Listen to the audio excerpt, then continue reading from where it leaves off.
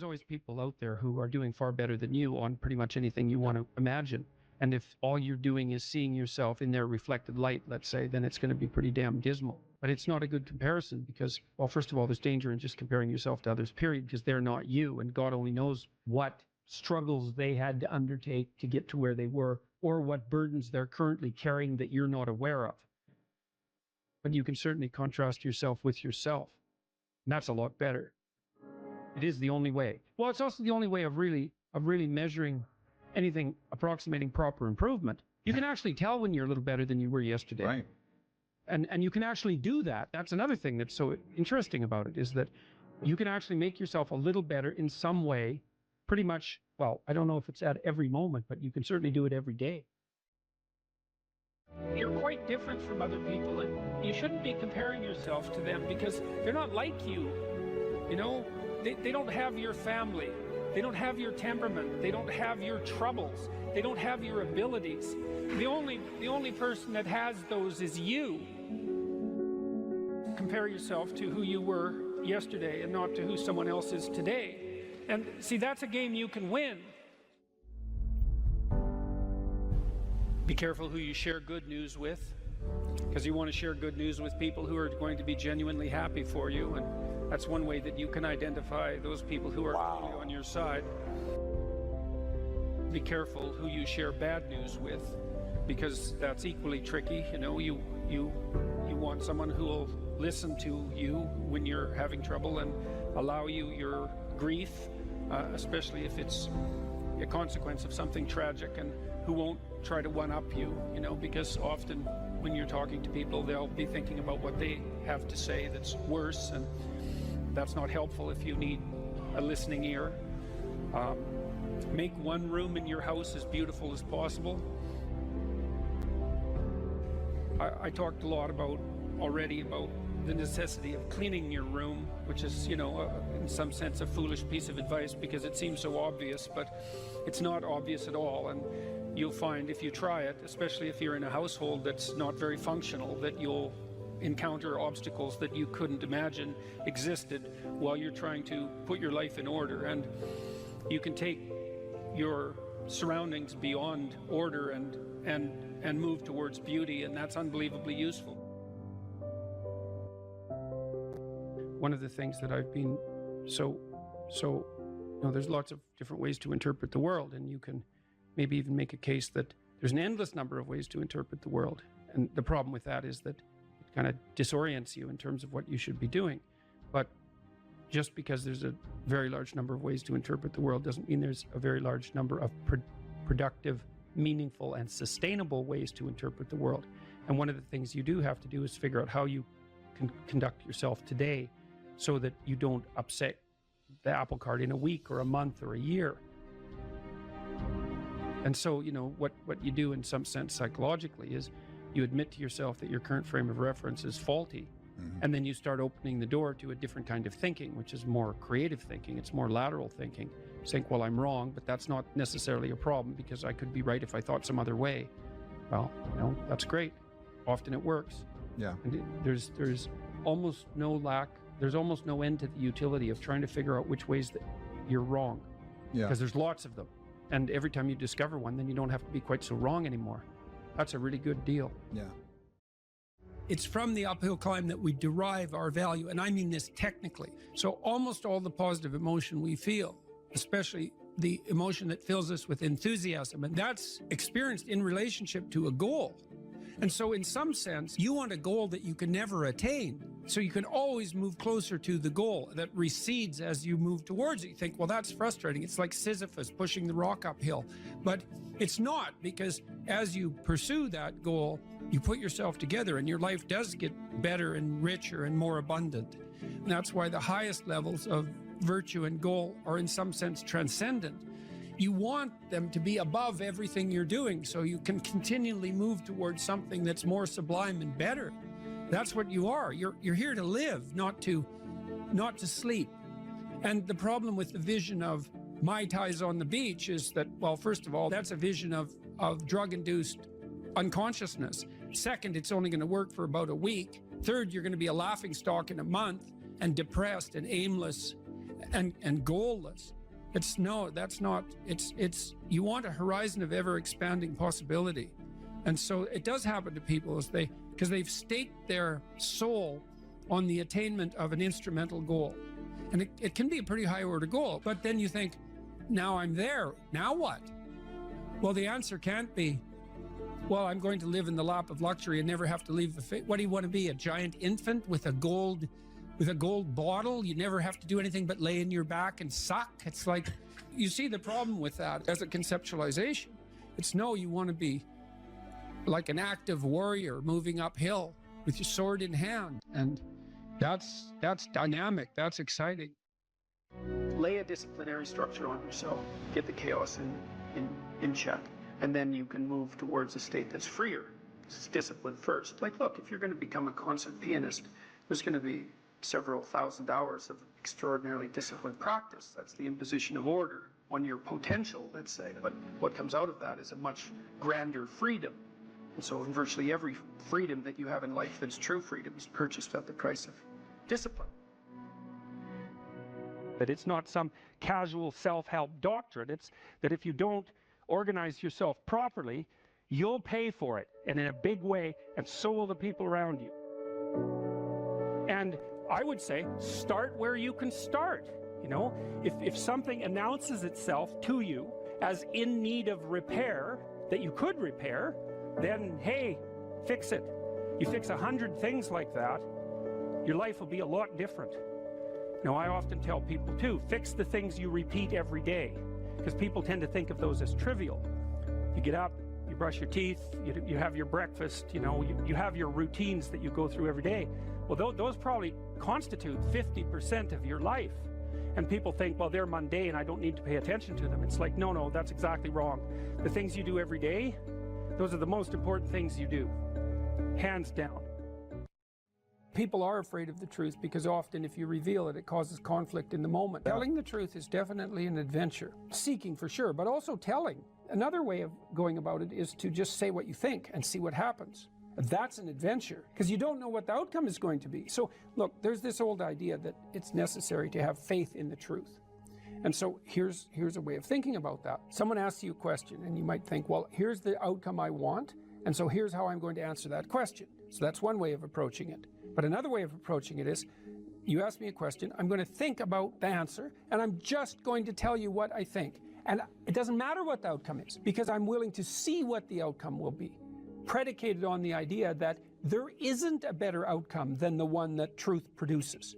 Even if it's harsh and terrible in the short term, and sometimes it is, it's like there isn't a better way of doing it. Now, you might say, well, how do you know that? And the answer is, well, I don't know that. That's why it's an article of faith, because I believe, and I believe this deeply, the being that you produce as a consequence of telling the truth is good, by definition, even though it's harsh and often uncomfortable, because you get in trouble. One of the things that I've really learned recently, or learned to articulate better, is that there's a very tight relationship between aspiration and responsibility. The first question might be, do you need to aspire to something? And the answer is, well, yes, because you have to do something. If you just sit there, you'll die. You can't just sit there. You have to go act out in the world.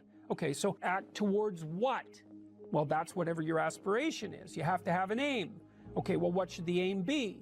Well, it should be something worth doing, let's say. Why do something that you don't feel is worth doing? What do you think's worth doing? Well, if you watch other people and you judge when they're doing something worthwhile, you usually judge them positively if you see that they're taking responsibility, at least for themselves. What, do you want to be completely useless so other people have to take care of you? That's pretty pathetic. And maybe you could get your act together so you're taking care of yourself and your family.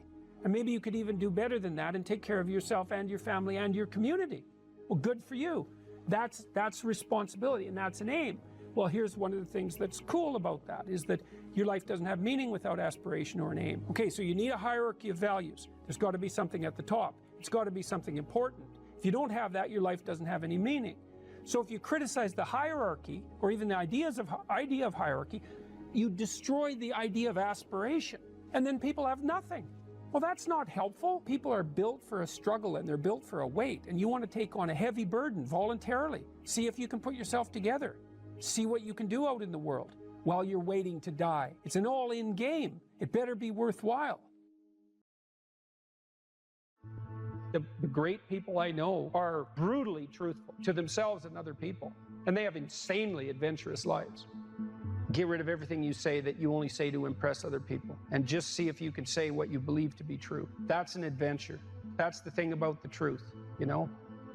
Well, you got to ask yourself, if you're not speaking the truth, who is it that's talking? If you're saying something that you do not believe to be true, it's not you talking. It's something else. It might be the part of you that wants to manipulate the other person into delivering what you think you want from them. Well, what is that spirit of manipulation that you've allowed to possess you? It's not you. Let's say you decide to live your whole life in that instrumental manner. You're going to craft your words like the student who says, well, I'm going to write what the professor wants to hear so I get the grade. It's like, well, you just turn yourself into that. Well, who is it that's doing that manipulating? It's not you, because those aren't your words. So even if you get the grade, it's not you that got the grade. It's the false you. It's the manipulative you. So you do that your whole life. You don't have your life. And then you think, well, God, that was a miserable life. I manipulated everybody. They were so damn stupid. They were sucked in by it. They're all contemptible. Everyone does it, you know, which they don't, by the way. And so that's a pathway to bitterness. Partly because if you're a manipulator and you use your language falsely, you don't live your own life. You live the life of whatever possesses you when you think it's you manipulating. And so you live the life of the spirit of manipulation.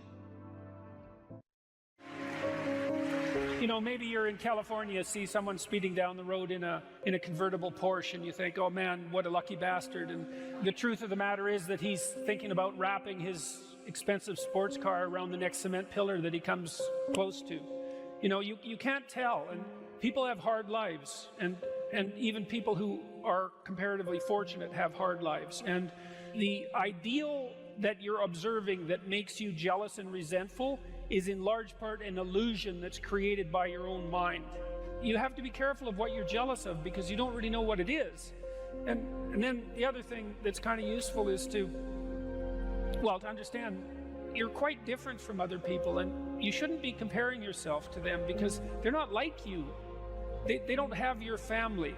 They don't have your temperament. They don't have your troubles. They don't have your abilities. The only person that has those is you.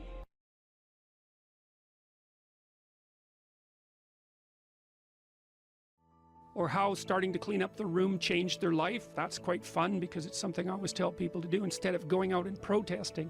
Jesus, I just can't stand Cleaning up that. the room? Yeah. Meaning? Well, my sense is that if you want to change the world, you start from yourself and work outward because you build your competence that way. It's like, I don't know how you can go out and protest the structure of the entire economic system if you can't keep your room organized.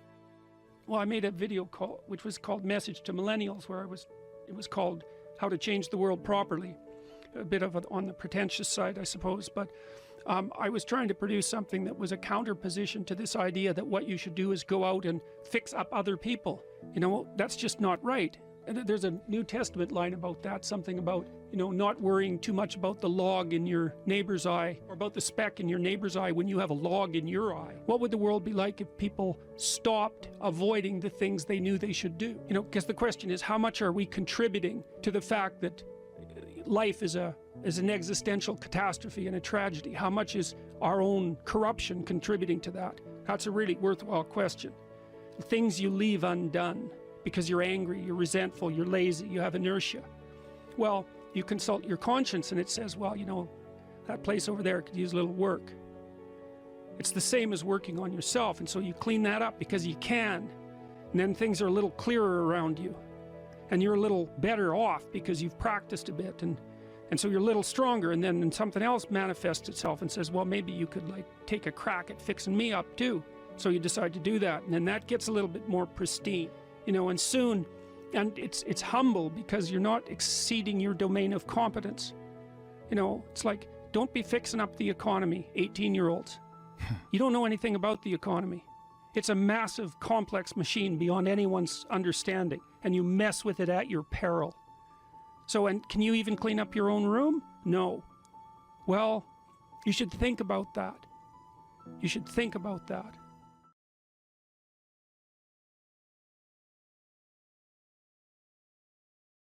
Regulate your habits.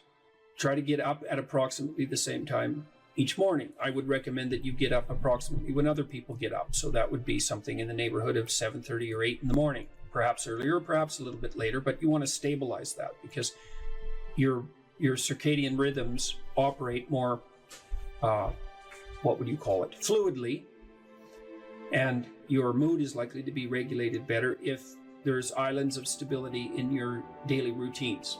Human beings like daily routines, just like dogs like daily routines. And so regulate your sleep. I would say when you get up in the morning, eat breakfast. That's a really important thing to do. I can't tell you how many people I've treated in my clinical practice whose proclivity for emotional instability and depression, anxiety, general hopelessness, emotional pain and gloom and doom, as well as capacity to concentrate, were properly regulated or inhibited or reduced by merely ensuring that they ate I would say, a protein and fat-rich breakfast relatively soon after they wake up. And that's especially true if they're stressed. And as it turns out that if you stress yourself after a fast, which is of course what you've undertaken if you haven't eaten since the night before, that your body produces enough insulin to deplete the sugar in your blood. And then it's very difficult for you to become regulated properly with regards to your metabolism until you sleep again. And so it can be regulating your sleep, and your breakfast eating habits in particular can be in a very effective way of regulating your mood and increasing your capacity to concentrate. The other thing I would say is that scheduling your time is also extraordinarily useful. And so I can tell you a little bit about how to use schedules effectively. You should develop a long-term plan. So you have to set up your long-term vision. And then I would say once you set up that vision so that you know how to orient yourself, then you should start designing your days. And you can do that very effectively with a calendar like Google Calendar. Many people say, well, I hate using a schedule or I hate using a calendar. What you're doing is using the calendar as an external tyrant that's telling you what you should do if you were going to be a conventionally good person each day. So you load yourself up with arbitrary responsibilities. But that's not really how you should use a schedule. What you should use a schedule to do is to design the day that you would most like to have. And obviously that's going to include accepting some responsibility and undertaking to make progress on those things that you have to make progress on to keep your life from collapsing into chaos. But it should also mean that you schedule in activities that make you actually want to have that day. And so if you're using a schedule properly, that it can be your friend. And that can also be something that can increase your capacity to concentrate. And then I would say, well, if you're very scattered, then you can start to train yourself. You might say, well, I need to learn to read without distraction. So maybe what you do, you say, okay, well, for the next week, I'm going to read 10 minutes a day, and I'm going to try to limit the distractions. And if you're successful at that, then you could try 12 minutes a day. And if you're successful at that, you could try 15 minutes a day. And the trick is to set a goal for yourself that is slightly beyond your current level of performance, enough to be challenging, enough to be worthwhile if you accomplish, but not so difficult that you're likely to fail. And then practice incrementally, day by day, trying to inculcate the habits that you want to inculcate. And assume that it'll take you a number of months or even a number of years in order to become very fluent at the habit. The important thing is to start improving incrementally, because incremental improvement pays off like compound interest.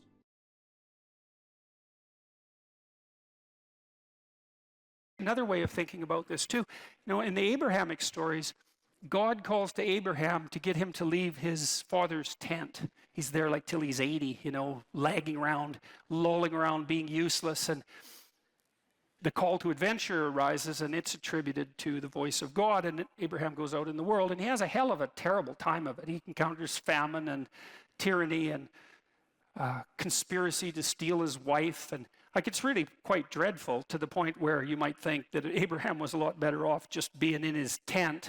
But the story insists that Abraham's adventure is not only necessary, but a precondition for the entirety of Western civilization that follows in his stead, essentially. And so it's difficult. but necessary. And I think there's an analogy between the voice that calls Abraham as an individual away from his father's tent, you know, the safe confines of his father's tent, and the political voice that calls Moses to pull his entire people out of the tyranny in Egypt. I don't think that's an unreasonable parallelism. And so God in that situation is the voice of adventure and the voice of freedom.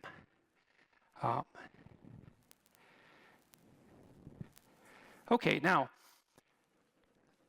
Moses heeds this call and convinces the Pharaoh, eventually, to let the Israelites go. And so they leave tyranny. And the story is very interesting to me because it's so sophisticated in structure, because you might think once you get out of the tyranny, problem solved, right? And you could even think about this in terms of the tyranny of your own preconceptions. You drop the constraints you've laid upon yourself, the arbitrary constraints you've laid upon yourself, or you stop imposing your will on other people, or you escape from political or social tyranny, and everything's immediately better. And that's not what happens in the story at all. What happens is that the Israelites go from the tyranny into the desert. And it's not obvious at all that the desert is an improvement over the tyranny. And it's also a very strange story, because if you think about the story geographically, the desert that the Israelites were hypothetically wandering through isn't that big.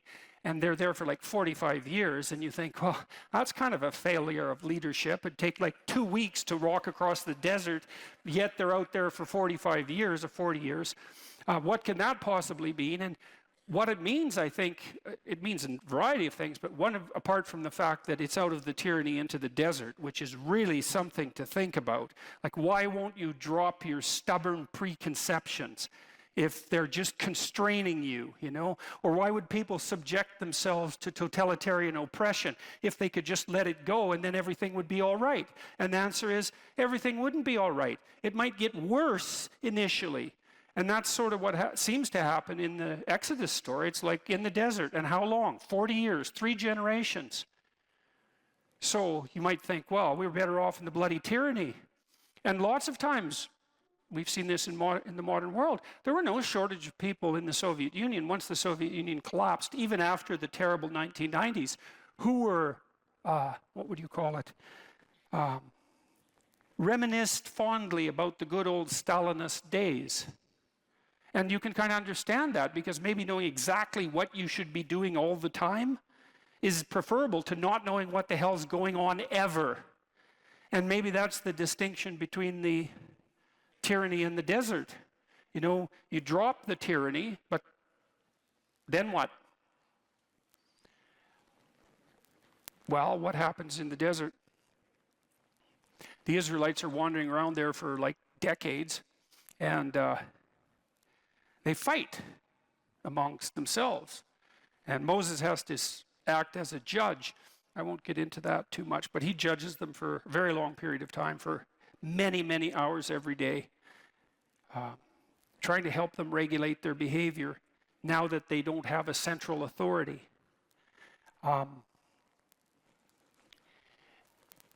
They also become faithless. That the story insists upon this, that they lose their faith in the God that called them out of Egypt. And so you could say they lose faith. This is one way of thinking about it. They lose faith in the principle of freedom. And it's not that surprising, because now they're free. They're in the desert, and so that's kind of rough. And so why wouldn't they continue with their faith in the God that called them to freedom? It says, well, look where you brought us. This isn't so good. And then they start to worship false idols. And that's relevant to tonight's topic of discussion, because we're talking about ideology, right? I said abandon ideology. It's the same idea, false idols. What makes an idol false? The Israelites are thinking, well, God and his desire for freedom brought us to this desert. How about a new God? You know, one that's not so annoying, let's say. And so that's all well and good, and they start worshiping all sorts of different idols, golden calf, for example, and they're having a fine old time of it, fractionating into their multiple groups of belief. worshiping false idols. I should make just a side note about what worship means, because it's a weird word. And I would say, you know, if you hero worship someone, then you want to be like them. And so worship has that fundamental element of mimicry. And so that's tied nicely to this notion that what you believe is what you act out, not what you say is true. And so to worship something is to be compelled by the desire to imitate it. You know, you might say, well, if you're a big fan of a star, someone make a joke near you and say, well, you worship that person. It's like, well, it's not exactly a joke. The grip of that admiration is part of the impetus to imitate. And so then I would say, well, just as what you value most highly is that which you act out, what you worship is that which compels you to imitate. That's what the act of worship means. To imitate and to celebrate. To celebrate is to put at the highest place. To say this is the highest of values. And so now the Israelites are out in the desert and they're worshiping false idols, which means they're putting the wrong thing in the highest place. And then we have the same objection. How do you know that it's the wrong thing? Which is the same question. How do you know when a belief is an ideological belief and when it's valid? Or can you even say such a thing? And how do you know when you're saying it that you're not just falling into the same trap? I'm trying to puzzle that out piece by piece. I want to tell you a side story here, then we'll go back to the narrative. A couple of side stories. On the back of your dollar bill, there's a pyramid. And at the top of the pyramid, there's a cap, and the cap is separated from the pyramid, and there's an eye in the cap. Okay. And then in the Washington Monument, at the top of the Washington Monument, there's a pyramid, and at the top of the pyramid, there's a cap, and it's made out of aluminum. In ancient Egypt, that cap was made out of gold. And the reason it's made out of aluminum in Washington is because aluminum was more expensive than gold when the Washington Monument was made, and they wanted to make the cap of the pyramid, which is the thing at the very top of the pyramid. They wanted to make it out of the most valuable material. Now, why would you want to make what's at the top of the pyramid out of what's most valuable? And the answer to that is something like, the thing that's at the top of the pyramid, since it's at the top, should be the thing that's most valuable. And what's most valuable? Well, gold's valuable. Why? Well, it's like the sun. It's incorruptible. It's a noble metal. It gleams like the sun. It's a symbol of value. And so the notion there is that the thing that's at the very pinnacle of the pyramid should be the thing that's most valuable. And then we're back to the question. How do you know that something is valuable compared to something else? Okay, so put that aside, back to the Exodus story. So the Israelites are worshiping all these false idols, and God's getting upset about this. And he sends a bunch of poisonous snakes in amongst the Israelites to bite them. And which seems kind of heavy-handed, you might say, because the poor Israelites, they're thinking, tyranny, desert, snakes, you know, enough. And fair enough, you know, I have all sorts of sympathy for their position, because out of the tyranny into the desert, that's no joke. And then to add snakes to that seems like too much. But doesn't matter, because you'll find yourself in your life at times when you've gone out of the tyranny into the desert and you're suffering plenty, and then the snakes come and you're suffering even more. And well, the Israelites get together and they go to Moses. They get together and they think, okay, enough snakes. We'll repent. They go to Moses and they say, look, we get it. Can you have a chat with God? Get him to call off the snakes. And so Moses says, I'll see what I can do. And he goes and has a chat with God. And he says, you know, you're stiff-necked people. It's a reference to the Pharaoh. Repent. Do you think you could do something about the snakes? And God has a perfect opportunity there to just get rid of the snakes since he brought them. But that isn't what happens. And that's extremely strange, at least. Now, I'm not going to claim that what I am going to tell you that I think it means is what it means, because who knows these things. But I think we could all agree that at the very least, that's very strange. The whole story is strange, but that's strange. Moses goes to God. He says, you could call off the snakes, and God doesn't. He says something almost incomprehensible. Instead, he says, you should take Moses already has a staff. It's the staff of Moses, and he's done all sorts of magic tricks with it before, like turning it into a snake and having it turn back into a staff. And I won't get into that. That's a very interesting idea in and of itself. But God tells Moses' staff is also the staff of God. It's the thing that Moses relies on. It's, in some sense, it's the thing he can lean on. And so the staff is something you can lean on. And when you're walking, of course, the staff helps you stand and walk. And so it's a support. It's something reliable. Anyways, God tells Moses, take the staff and cast it in bronze, and then cast a snake in bronze, so make a sculpture, and stick the snake on the staff and put the staff in the ground, and then have the Israelites go look at the snake. And if they do that, then they won't be poisoned when they get bitten. And you think, what the hell is going on with that story? It's like, it's so peculiar. You know, this is one of those situations with the story, you think there's either something deep going on here, or it's completely, I don't know what your conclusion can be. It's incomprehensibly strange, but that's the story. And so anyways, the Israelites go and they look at the snake, and then they're not poisoned anymore. And then here's even a weirder twist on that story.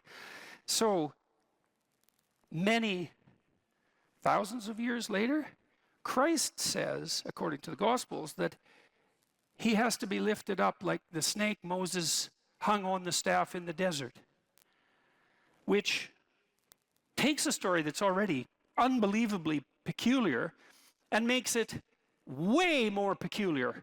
Because you think, well, why in the world would someone who is reputed to be the savior of humanity, regardless of whether or not you believe that, why would he associate himself with a snake? And then, especially given, the reputation of the snake, and more particularly, why associate himself with the particular snake that Moses used because God told him to in the desert? It's another one of those situations where there's either something going on here that's extremely mysterious, or what is it? What is it? Is it a kind of insanity? It's not obvious at all what to do with that story. But here's what you do with it if you're a clinical psychologist, or if you're me and you're a clinical psychologist. One of the things we have learned is that we've learned a couple of things as clinicians, let's say. Here's one: honest speech cures people.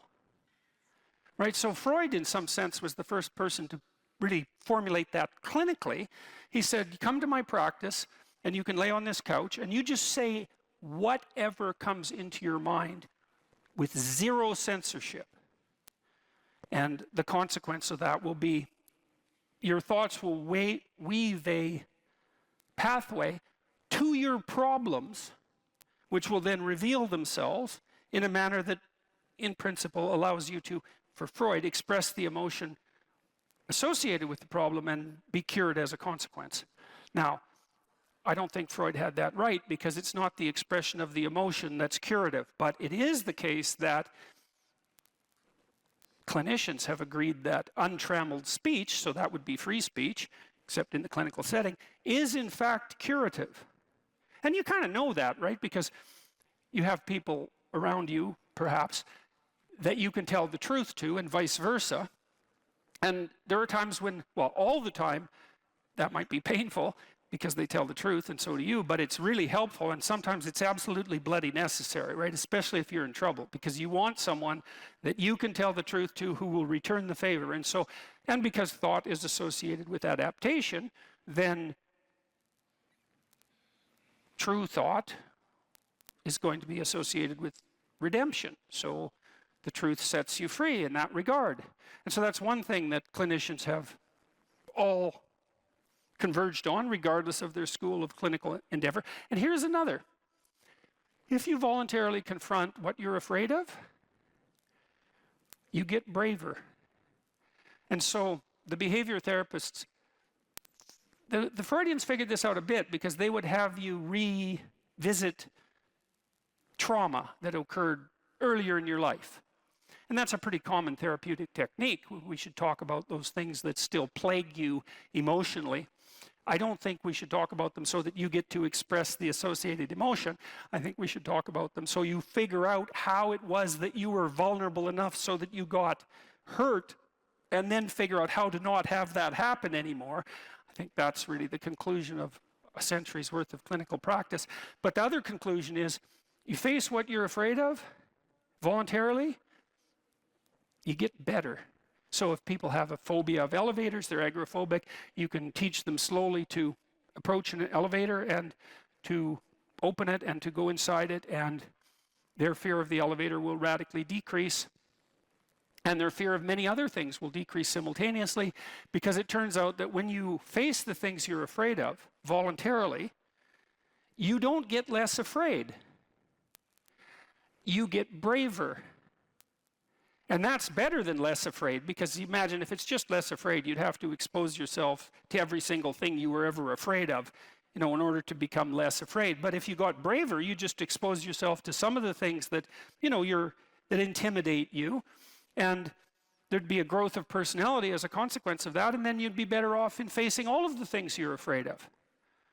Well, that's what happens in the desert. So there's this weird idea, and I don't know what to make of it exactly, but you can see what you can make of it. God could have just called off the snakes, but he seems to have made a decision that no, the snakes are there and there's nothing that can be done about them, but you can make people a hell of a lot better than they are. And one of the ways you do that is by encouraging them to voluntarily confront the things they're afraid of. The Greeks had the maxim, know thyself. How do we come to know ourselves in terms of our personalities and, more importantly, potential? Well, one of the first ways to come to know yourself is to understand that you don't. You can learn to kind of watch yourself like you're watching a stranger. You have to adopt a position. It's a position of radical humility, I would say. Humility in two senses. So one sense would be the humility of recognizing your ignorance. So you have to understand that you don't know who you are. That's not easy to understand, because you think you know, but then you remember you can't control yourself very well. You're not very disciplined. You're full of flaws. Maybe you don't know yourself as well as you think, but it's hard to get low enough to understand how deeply it is the case that you are ignorant about who you are. Now, there's an upside to that too, which also is that you're also ignorant about who you could be. And so the discovery of that, is some reward for the horror of determining who you actually are. And then I would say, well, then you watch yourself. You watch yourself like you're watching a stranger. You watch what you say and you listen. And you think, well, what sort of person would say that? And how am I reacting emotionally when I'm communicating in that manner? Is that making me feel stronger or weaker? Is it filling me with shame? Is it helping my confidence? Am I laying out a lie? Am I deceiving myself and other people? Am I adopting this personality at parties that is designed to impress and to amuse, and it comes across as nothing but self-centered narcissism? What are my dark fantasies? What are my aggressive fantasies? What is it that I'm willing to do? What am I interested in so that I'll spontaneously pursue it? What do I procrastinate about and why? What am I unwilling to do? What do I think is good? What do I congratulate myself for accomplishing? And what do I berate myself for failing to confront and to implement? Those are all incredibly complicated questions, and you don't know the answers to them. So that's a start. And then in terms of potential, well, you'll discover a little bit more about your potential as you discover who you are, especially the darker parts of yourself, because then you discover your potential for mayhem. There's some real utility in that. It's actually something that strengthens you, because the first thing that a realization like that can in fact produce is the ambition to incorporate that dangerousness into a higher order personality. And that can make you implacable. That can make you someone who can say no when you need to say no. You know, that can make you someone who won't avoid necessary conflict. And so that's unbelievably useful. And so that's one of the potentials that you might discover. The other thing you do to discover your potential is to, well, you challenge yourself. You know, it's like rule 4 in my book, 12 Rules for Life, is compare yourself to who you were yesterday and not to who someone else is today. And that's kind of a good way to start this. It's like, well, take a bit of a look at yourself and think about what's not so good that you could improve, that you should improve by your own standards, and that you would improve, you know, and set yourself a little goal. You know, maybe you're not studying at all at your university, or maybe you're at work and you've got this stack of paper there, you know, and you haven't looked at that damn stack for like a month, and you know that you should be, and you're bothering yourself at night because you're avoiding that. You think, well, I've avoided that stack of paper completely for 1 month. I'm quite a coward when it comes to whatever snakes might be hidden in that stack of paper. How about tomorrow I just like put that stack of paper in front of me on my desk and I glance through it for 15 seconds. See if I can do that. It's like, well, you set yourself a goal of improvement. You know, it's a humble goal, because really, are you such a coward that the best that you can bloody well manage after a month of avoidance is 15 seconds of exposure to a stack of paper? You know, it could easily be. You've been avoiding it. You're obviously afraid of it. And so the situation could be that dismal and dire. And you might think, well, geez, it's no balm to my ego. It's not fostering the strength of my ego to recognize in myself someone who could only withstand 15 seconds of exposure to that thing I'm afraid of. And so that's a form of humility too. It's like, there's things you could do to improve, and you know what they are. And there's small steps that you could take, that you might take, that would put you in that direction.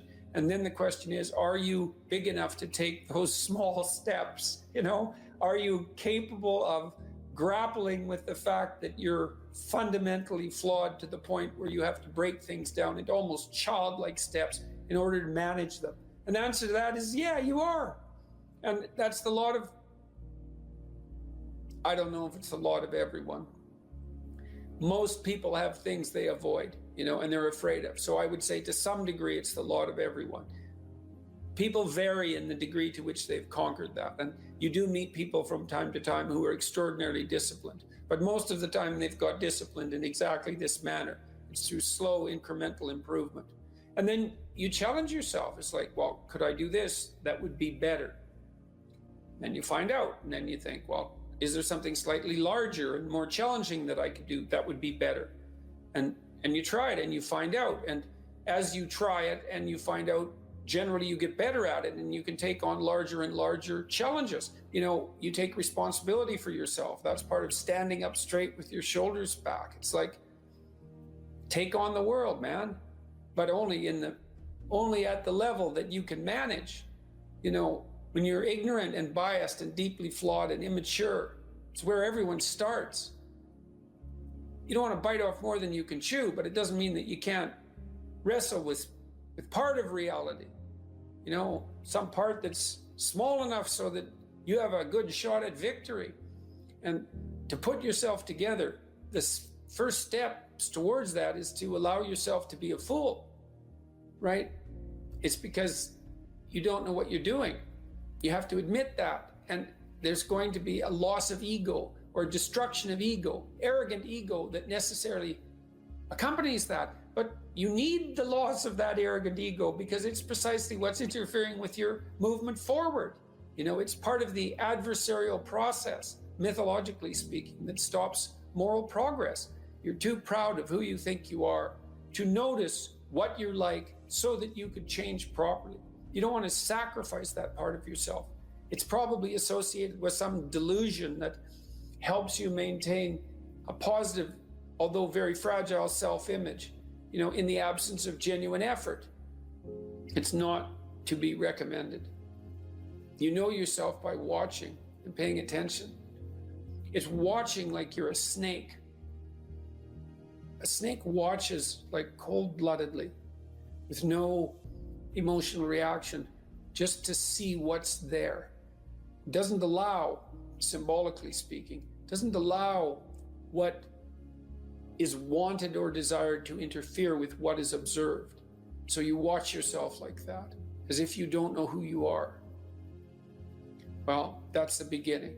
And then you challenge yourself continually to see how far past yesterday you can push today and tomorrow, and to continually experiment with expanding the domains not only of your competence but of your ability to increase that competence. And the upper limit to that is proportional to the moral effort that you put into it. The more that's guided by the highest of all possible visions, right? The alliance with the highest of all possible conceivable good. And the more it's accompanied by truth in speech and action, the more you will develop your potential. And you also, I suppose, have to be willing to undertake that as an adventure, because it's a hell of a thing to bear that kind of responsibility. It takes a person out of the ordinary. It takes them out of themselves. And there's an alienation and an isolation that goes along with that, and a great sorrow, all of that together. But there's deep meaning to be had in it, and there isn't anything better that you can do. So that's the answer to that question.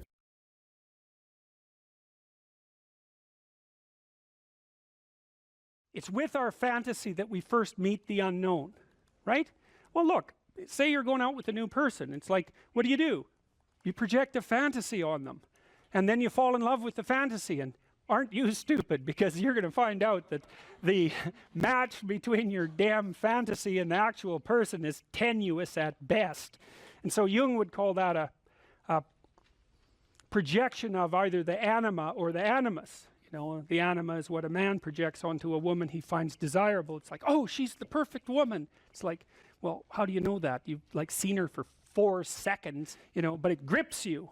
And the same thing happens in the opposite direction. And it's an action of instinct, it's like you fall in love with the image. But interestingly enough, what you do in a relationship that works is that you actually, I think that what you see, it's a rough approximation, when you project the ideal and fall in love with it, you see what could be. It could be that, but it's going to take you a hell of a lot of work, because you got no shortage of flaws, and the other person has no shortage of flaws, and so you're bringing your flaws together, and that's going to produce a lot of friction, and you're going to have to engage in a lot of dialogue before you approach that level of perfection again. But maybe you can do it, and then you get to live happily ever after. Well, wouldn't that be nice? Well, so the unconscious meets the unknown, and it meets it with imagination and fantasy and dream and art. That's how you see, you don't just go from what you don't know to fully articulated knowledge in one bloody leap. You can't do that. You have to extend pseudopods of fantasy and imagination into the unknown. That's kind of what theorizing is like, right? Even scientifically, you don't know something scientifically, you generate a theory. Well, it's an imaginative representation that your unconscious is helping you generate. And so you meet the unknown with fantasy. That's what the unconscious is for. From the psychoanalytic perspective, that's what dreams do. And you can see why. You dream about the future. It's like, well, what's the future going to be like? Well, you have a little imaginative story going on, and it's like, you don't really create it. It's sort of, you watch it unfold. Maybe you can tweak it here and there, but it sort of comes to you from wherever the hell things like that come from. The unconscious, that's the psychoanalytic answer. It's not really much of an answer, because it's more like a representation of a place that we don't understand. But that's where creativity comes from. And I mean, some people are really creative right down to the bloody core. So in my clinical practice, I often see people who are high in openness because they're attracted to me because they watch my lectures, and you have to kind of be high in openness to like my lectures. So because, well, you do, because they go everywhere, you know, and they're not necessarily very orderly. So anyways, lots of my clients are really high in openness, and they're funny people often, especially if they're smart, because sometimes they have the most nihilistic intelligence you can imagine. It's just self-critical and nihilistic and brutally brutal, man, and smart, and so they just criticize themselves out of existence. And so often I have to just try to get them to quit listening to their chattering self-critical rationality and go out and create something, you know, with their massive creativity. And as long as they're doing that, they're engaged in the world and happy as hell. But as soon as that self-critical rationality comes in and shuts down the creativity, they're just like walking corpses, you know. And it's because if you're really open, like you're a tree, and it has some trunks, and you know, your most prominent trait is the most lively trunk. And if you're a creative person and you're not engaging in a creative enterprise, you're like a tree that has had its vitality amputated. And so this is not trivial. This is deeply, deeply, deeply rooted in your biology. And those are people often who have like dream lives you just can't believe. I have one client, he has like 4 spectacular dreams a week, and most of the time we just spend discussing them. I mean, God. And I had another client who could be lucid in her dreams, which is more common among women. She could ask the damn characters what they represented, and they would tell her. It was like, okay, that was pretty weird. And like a lot of the things they told her were really helpful, and they were not things that she wanted to hear. She basically, one of them told her if she was going to live, she'd have to go visit a slaughterhouse. And the reason for that was because she was raised as a little princess and protected from horrible Mother Nature until she hit puberty, in which time she turned into an evil villain, because that's how the family worked. Perfect child, evil teenager, overnight. And then, well, that was hard on her, and she wasn't prepared because she thought the world was princess world, and you know, she couldn't go through a butcher store without having a fit. And no wonder, you know, like really, Jesus, you know, it's no wonder, but you do it. But she couldn't, so we used to go to butcher stores, and that would make her cry, and that she was a vegetarian, that would make her cry, and you know, bemoan the cruelty of the world. And it's like, yeah, fair enough, man, those are bloody slabs of meat. It's like, I don't know why everyone isn't screaming when they walk through the butcher store, but you got to get used to it, man, because you can't live in the world otherwise. And so the dream character, who was a gypsy, told her that she had to go visit a slaughterhouse, which seemed rather impractical. And so I asked her if she could think of anything else to do, and she thought, well, why don't we go visit a funeral home and watch an embalming? And I thought, oh, good, that sounds like a fun way to spend a day. And so I phoned up a funeral parlor, and I said I had a client who was terrified of death. Yeah, and I was a therapist who was also a little shaky on the concept myself. And so they had no problem with that. They deal with death all the time, which is really something to think about, right? A human being can actually have an occupation where they do nothing but deal with death, and they don't go stark raving mad. It's like, what the hell's up with that? It's like working in a palliative care ward where your clients that you know have a relationship, all they're going to do is die this week, next week, the week after. People do that. It's like, those people are tough, man. They're tough. So anyways, we went and watched this embalming, which was, I have a rather high level of disgust sensitivity, so it was a little on the rough side for me. But she sat there, and first while she was not, we were outside this little room, she was not looking at that, man, no way. And she'd kind of go like this, and you know, that was pretty good. And then she'd go like this, and then she'd go like this, and then she watched it. And then she asked if she could go in, and she put on a glove and she touched the body, and she didn't have a fit, she didn't have a panic attack. And so she walked away from there learning that there was a hell of a lot more to her than she thought there was, and that she could see things that she didn't think she could see and live. And after that, she sort of had a touchstone. It's like, well, I'm kind of afraid of this. Well, is it as bad as going to see the embalming? No, it's not that bad. Well, I guess I can do it. It's like an initiation, right? She had an initiation. And so did I, you know. And I learned a lot from doing that. I learned that one of the things you need to do if you're going to be a human being is to prepare yourself to be useful in the face of death. And so when you have a parent that dies, which, you know, shatters people's ideas, often they can't even think about it. If you can't even think about that, man, you've got some thinking to do, because you need to be able to at least think about that, because otherwise you're just going to be a wasteland when it happens. And you never know, you could even have a higher ambition. Maybe you could even be useful when it happens, instead of being part of the heap of destroyed people who also have to be taken care of. You know, and that's brutal. You have to be brutal to be useful in the aftermath of your parents' death. You know, you don't get to crumble and fall apart, and no, you have every reason to. So you got to be kind of some tough monster to manage that. But do you want to be useful in the face of tragedy, or do you want to be pathetic?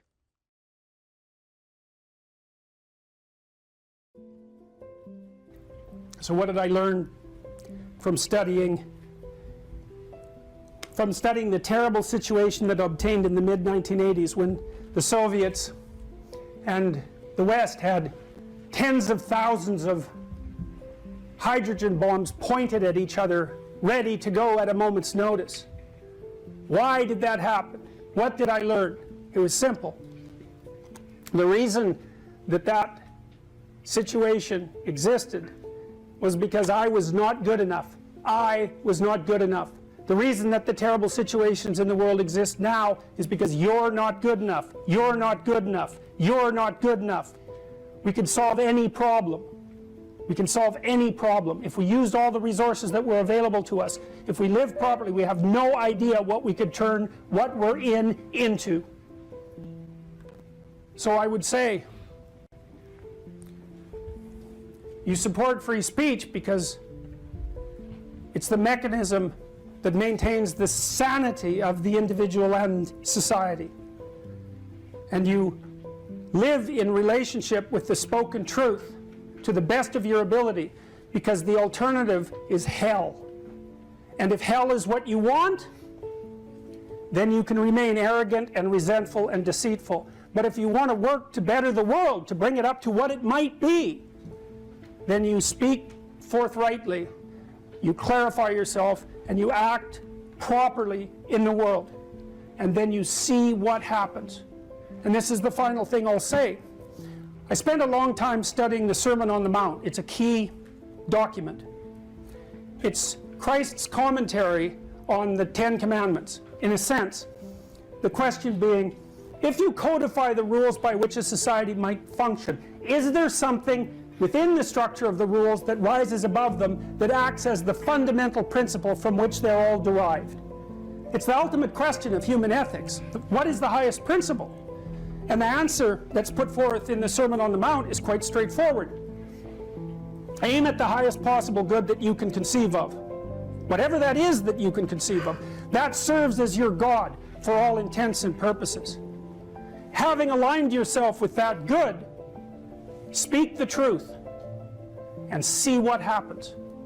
That's the act of faith.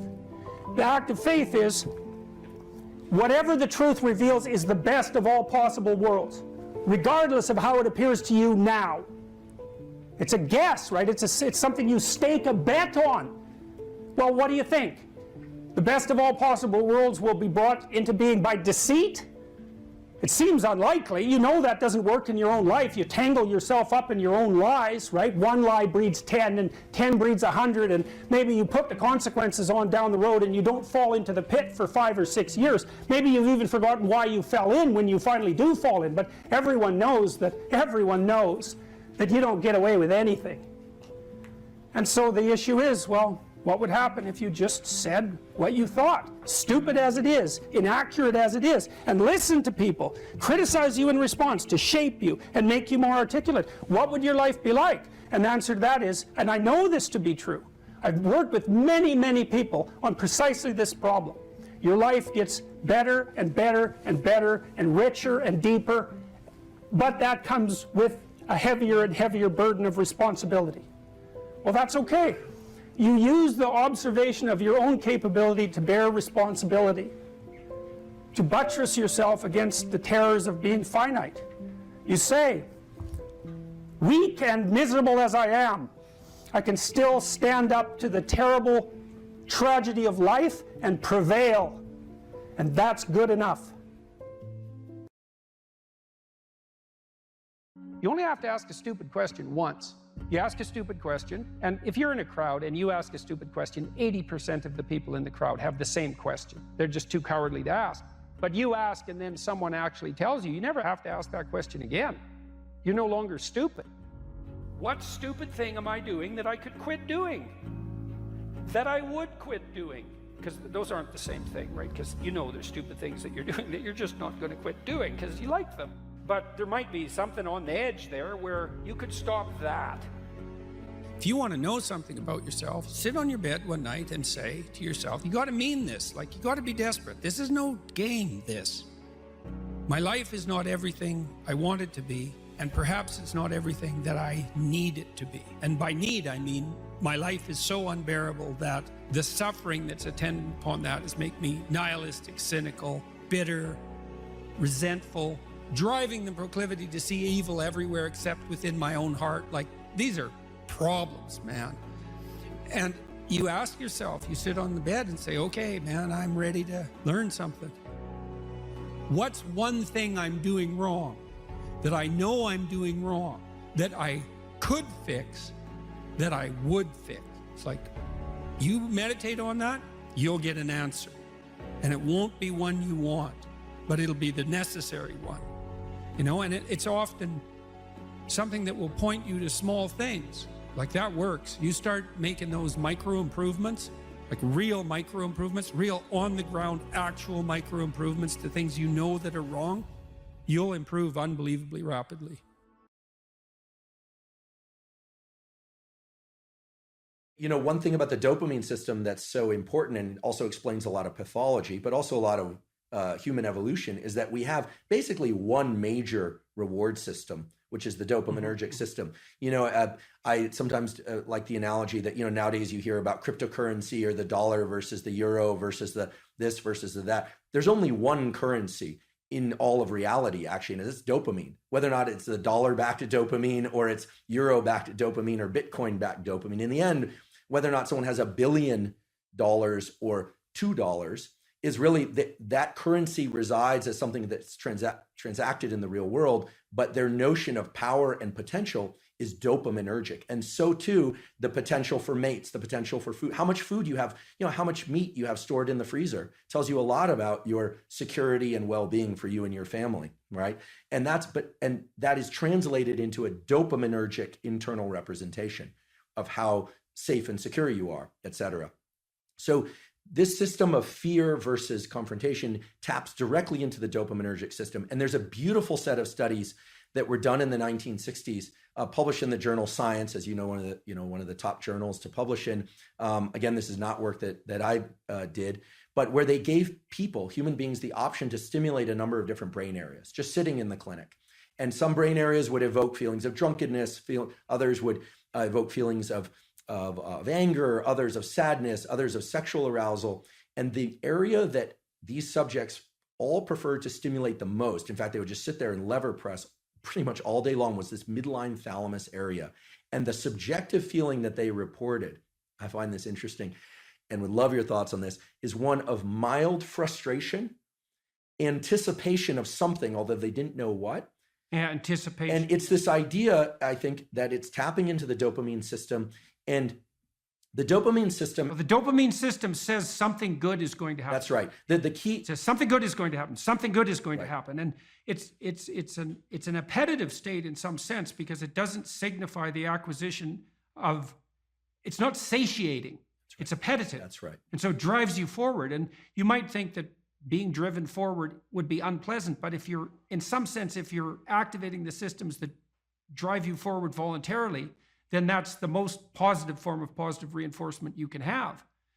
I think I read animal researchers who said that when they watched animals who were bar pressing to receive stimulation in those brain areas, the animals would look forward as if something was about to appear that they wanted to have appear. Incredible. So that was part of that apprehension. Part of it. So it's a hope system in some sense. Right? It's the elicitation of hope. That's right. You know, it's dopamine, and here I'm robbing words from others, like my colleague Anna Lemke, who, you know, it's not about having, it's about wanting.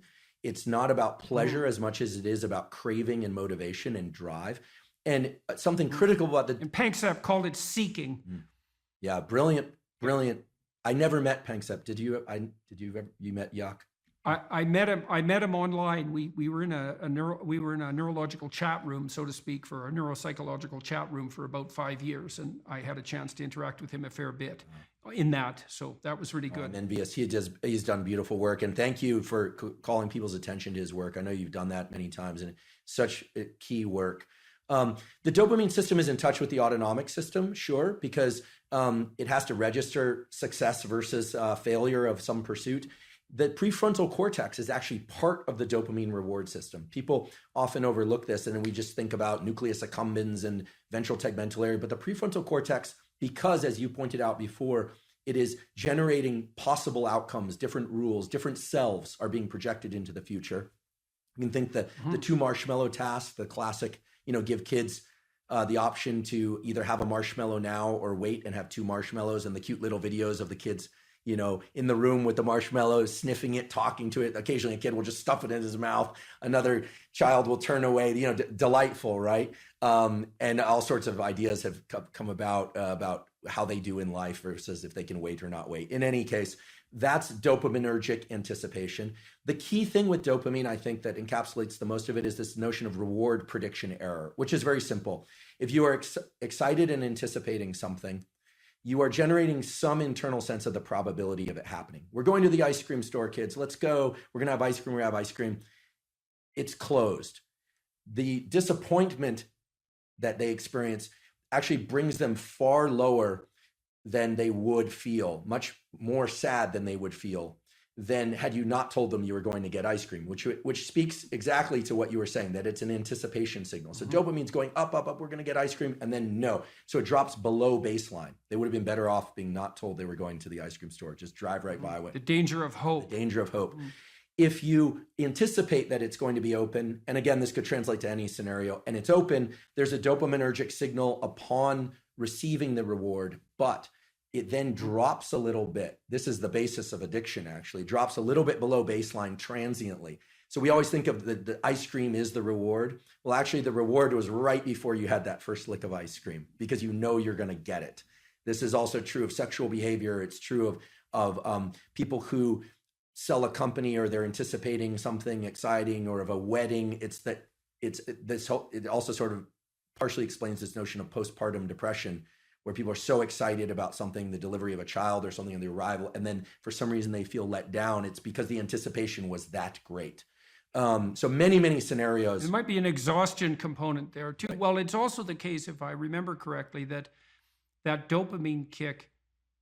So imagine what it does is backtrack the neural systems that were activated as the reward was approached. So then it feeds back reinforcement, not reward, but mediates cellular growth and maybe myelinization. It's increasing the efficiency of the neural connections of the systems that were activated just prior to receiving that reward in the order they were prioritized. That's right. In the order they were manifested. So the closer the behavior is to the receipt of the reward, the more it's reinforced and more likely to be manifested in the future. And then there's a decay function going back in time.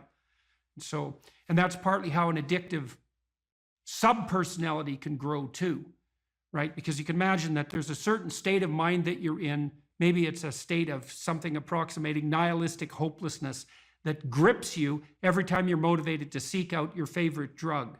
And that's fairly far back in the activation chain, but it's there every time you take a hit.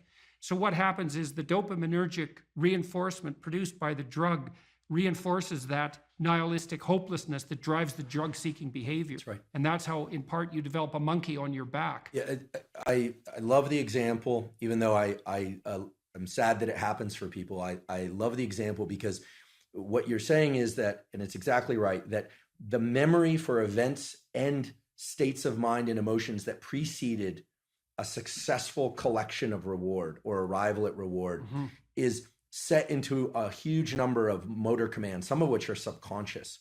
And the ultimate dopamine signal, actually, I experienced this the other day. I can give an example. My girlfriend and I decided to go to the beach. We were going to go do this little ritual that we've been talking about doing for a while. And I had on a piece of paper what we had written out we were going to do. And I had it in my back pocket. And we got to the ocean and the sun was setting, sort of perfect timing for this. And the piece of paper was gone. And I thought, oh my goodness, how did I screw this up? Like, of all the things, I'm supposed to, I'm 47 years old. This is not like I should be able to do this, Get your I act blew it. Yeah, I blew it. So I went back to the car, long walk, looking everywhere. It was not a windy day, but I thought, gosh, where's this piece of paper? Looking around, didn't find it. Went all the way back to the car, wasn't in the car, came all the way back. And I was walking toward her. I saw her and I thought, okay, this is really embarrassing. I'm going to just have to wing it or remember. We didn't have our phones intentionally either, so we couldn't look it up. And then I saw the piece of paper on the beach and it was partially buried in the sand. I picked it up and I was elated. What happened there was my dopamine had dropped way below baseline because I was disappointed that I'd lost it, disappointed in myself, et cetera. And then I found it. And so your anticipation was for nothing. Exactly. So you got punished by yourself for that. Exactly. Because that should be eradicated. If you're highly anticipatory and it doesn't make itself manifest, then you were seriously wrong. So you're going to take a emotional hit as a consequence of that. I think that's also associated, that emotional hit, that pain that you feel, I think that's actually associated with the beginning stages of the death of the systems that mediated that initial response. Because you should eradicate systems that make you anticipate that don't work, right? And that means those systems, which are already instantiated and alive in some sense, have to decay and die. And it strikes me as highly probable that you're going to pay a price in something approximating pain for the death of those malfunctioning systems. It's also why, because why wouldn't they fight for their lives to some degree? Why wouldn't they resist the decay and death that might be necessary to keep you going? Why? There should be some pain associated with that logically, because it is a biological transformation. Yeah, it's an interesting a lens to view it through. That self image that I had in that moment of, I'm the responsible partner who can take care of a simple thing, right? For this nice little ritual that we'd been talking about doing for a while. I failed, right? So that part. Well, it's also so interesting. You think about that. This is a depressive cascade, and it's very hard to bind, because imagine you anticipate something and then you make a mistake. Now the question then becomes, how significant is the mistake? And one view of your error would be, well, the paper blew out of my pocket and that could happen to anybody. And the more catastrophic interpretation would be, and it's an extension of the thought path that you started to walk down, well, I'm near 50 years old, I should be much more responsible than this, and there's something wrong with me as a person. And then a depressive person would go even further. They'd say, well, not only is there something wrong with me in this decision, this is a decision like every other decision I make right now. I never make a good decision. In the past, I've never made a good decision, and there's no way I'm going to change in the future. And so the depressive takes that punishment response, let's say, that's a consequence of failed anticipation, and can't bind it. It just takes out all of their potential future selves. That's a good way of thinking about it. Yeah. And so then they're in a depressive pit. Yeah. So that's too much learning from failure. Right. I'm really I'm grateful for your insight on this, because indeed, if I'm honest, my thought train went to the point of, I didn't think, I'm a total failure because I lost this piece of paper. I thought to myself, well, if it were a priority, I would have ensured I wouldn't have lost it. Right. She'll interpret it as not being a priority. Like, where are my priorities? Am I overspent? Like what's going on? You start to sift into the full set of questions. And then, of course, finding the paper resurrects the sense of self. It was, I think it was in that movie, Pulp Fiction. Yeah, well, that binding problem is really tricky, because so there's some good rules of thumb for that, which is one of the rules of thumb for that that's extremely useful, that's socially instantiated, is innocent until proven guilty. Right? So you might say, when those thoughts come up, because they're adversarial and accusatory thoughts, you might say, well, that is part of the realm of possibility, but I shouldn't. When your child does something wrong that's minor, you don't say you're a rotten kid, right? You bind it. You say, look, kid, here's a bunch of things you're doing right, But in this particular example, specific situation, here's the minimal thing you did incorrectly and how to alter it. And it's a really good habit of mind. It's like to address towards yourself as well as to other people, which is to say, well, what's the minimum crime that I'm responsible for in this moment? And that's part of this miracle of the presumption of innocence, and especially without proof. A lot of what I did in my clinical practice to people who had a depressive temperament was help them make a case for themselves. It's like, well, maybe you're as bad as you think you might be, but maybe not. Let's take the contrary argument. Let's make you as innocent as you can be in this situation, and only narrow the repair to the absolute minimum that needs to be manifested. I worked with this crazy psychologist. He used to put jokes on his multiple choice tests. He was a really eccentric guy, but I really liked his courses. He taught a course on creativity, and he was also a prison psychologist, and he was an eccentric guy, and he for some reason liked me, and maybe because I was eccentric too, and he invited me to go out to the Edmonton maximum security prison with him a couple of times, which I did, and that was a very interesting experience because I was trying to figure out what role each individual's behavior bore to the pathology of the group. It was something like that. And I went out there and I met a little guy, smaller than me. I was a little bigger by then. And he was a pretty innocuous guy. And what had happened was I was out in this gymnasium. It looks like a high school, a prison, which is really quite telling in my estimation. And there were all these like monsters in there weightlifting, and like they were monsters. I remember one guy who was tattooed everywhere, and he had like a huge scar running down the middle of his chest. It looked like someone had hit him with an axe, and you know, and I was in there, and I had this weird cape that I used to wear that I bought in Portugal, and some boots that went along with it. And yeah, it was like an 1890s Sherlock Holmes cape, and it was really like it was from the 1890s because this little village was up on a hill. It was a walled city on a hill, and they sold these things, and I don't think they'd changed the style since 1890, and so I thought they were really cool, and so I was wearing that, which wasn't perhaps the most conservative garb to don if you're going to go to a maximum security prison. So anyways, I was in the gymnasium, and the psychologist left, and God only knows, I mean, that's what he was like, and all these guys came around me, you know, and they were offering to trade their prison clothes for my cape, and it was it was like I was being made an offer I couldn't refuse, you know, and so I didn't really know what to do. And then this little guy said something like that the psychologist sent me to come and take you away or something like that. And so I thought, well, better this little guy than all these monsters. So we went outside the gym through some doors, like school doors. We went outside the gym into the exercise yard, I guess, and we were wandering along, and he was talking to me, and he seemed like a kind of an innocuous guy. And then the psychologist showed up at the door and motioned us back, okay? And so, which was kind of a relief. And so I went into his office, and he said, you know that guy that you walked out in the yard with? And I said, yeah. He said, he took two cops one night, and he had them kneel down, and while they were begging for their lives, he shot them both in the back of the head. And I thought, see, the thing that was so interesting was that he was so innocuous, right? Because what you'd hope is that someone like that would be very much unlike you, let's say, and certainly wouldn't be like someone innocuous that you'd met. What you'd want is that the guy would be like, you know, half werewolf and half vampire, so you could just tell right away that he was a cold-blooded killer. But no, he was this sort of ineffectual little guy who was certainly not ineffectual if you gave him a revolver and the upper hand.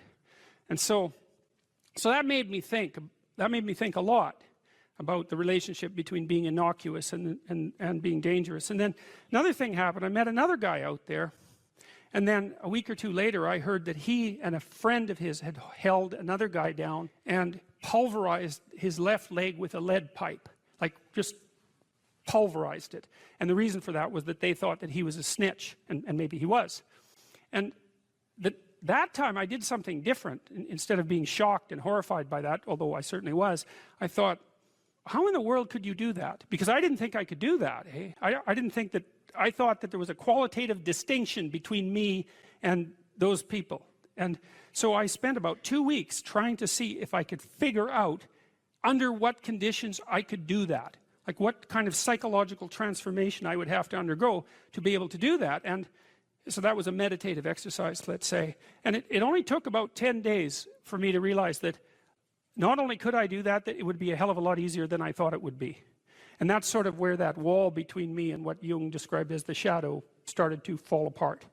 And that also was very useful because I started to treat myself as a somewhat different entity, because I hadn't been aware up to that point, you know, because I thought I was a good guy.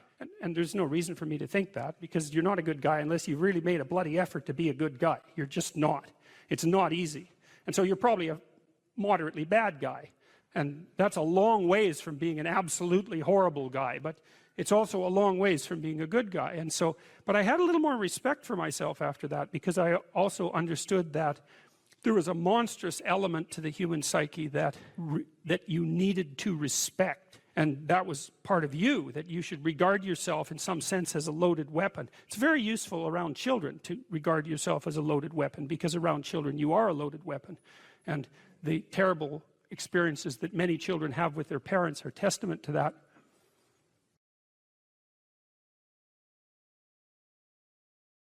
What sort of life would you have to have so that you could bear your suffering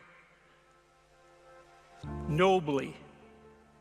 That's a good question to ask yourself. Now, and so we had people just write for 15 minutes. If you could have what you wanted and needed, what might that look like? And there's an instruction there too, is do it badly. Because what the hell do you know?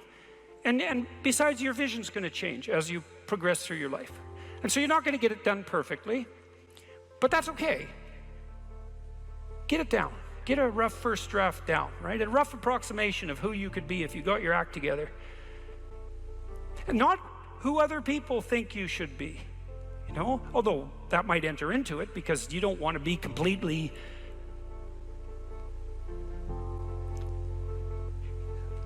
you can't be who you are properly and ignore the fact that you're embedded in a social context. And so you have to take the fact that there are other people into account. And it doesn't mean be who your parents think you should be either, even though that's another source of information that you might want to consider. It's a deeper question. It's like, what would actually motivate you? And you might think, well, I could never have that. It's like, that's not the question that's being addressed here. Although I would say, there's no sense floating off into some kind of impossible juvenile fantasy. We're making an assumption that you're taking the question seriously, and that you're going to remain within the bounds of what you regard as sanely reasonable. So that's the first part. Second part was the opposite of that. It's like, okay, now you've specified a goal, where the goal is, in some sense, both your character and your life. And you've specified that rather vaguely. You only had 15 minutes to write about it. And that's a good thing, because now you have something to move toward. Now, I could tell you this technically. This is an interesting thing to know. People say they want to be happy. That's not true, by the way. If you investigate what people mean when they say they want to be happy, they say, I just want to be happy. It's a very funny phrase. It's, what do you mean, just? Like, there isn't anything harder than that. So you can't just say that's all you want. You just want to be happy all the time. That's all it would take. It's like, good luck with that. That's not going to happen. So you can get rid of the just. And then, I want to be happy. Well, maybe. Actually, what people really mean when they say that is they don't want to suffer and be miserable. So really what they mean is they don't want to experience excess negative emotion. And you can find that out if you carefully question people and carefully analyze the answers. You find out they're actually more concerned about avoiding the catastrophic negative than living in a world of hedonistic delight. Now, you also find that while avoiding the catastrophic tragedy, they wouldn't mind having a little bit of hedonistic delight. And so some happiness is interleaved in there. Then you might ask yourself, to the degree that people do want hedonistic delight when they're being happy, what does happy mean? And you might think, well, happy means getting what you want. Happy is how you feel after Christmas dinner. It's like, no, that's asleep, right? That's content and asleep. Now that's a form of contentment, but it isn't really what people mean when they say that they want to be happy. The happiness that people refer to when they talk about happiness has more to do with enthusiasm. And enthusiasm is an interesting word because it means, it's entheos. It means to be inspired. Inspired is in spirit. It means to be imbued with the Spirit. Well, enthusiastic is to be imbued with the Spirit of God, interestingly enough. And we'll return to that. When do you experience the positive emotion that's associated with happiness? The answer is, not when you've attained a goal, but when you're pursuing one. So you're set up, your positive emotion is associated with movement forward. You could say that your positive emotion is the psychological equivalent of forward movement, just as your negative emotion is the psychological equivalent of freezing or retreating. And so your emotions are very tightly tied to your action. Freeze, retreat, negative. Advance towards a goal, positive. No goal, no positive emotion. Now, if you don't remember anything else from tonight, that's a good thing to remember. No goal, no positive emotion.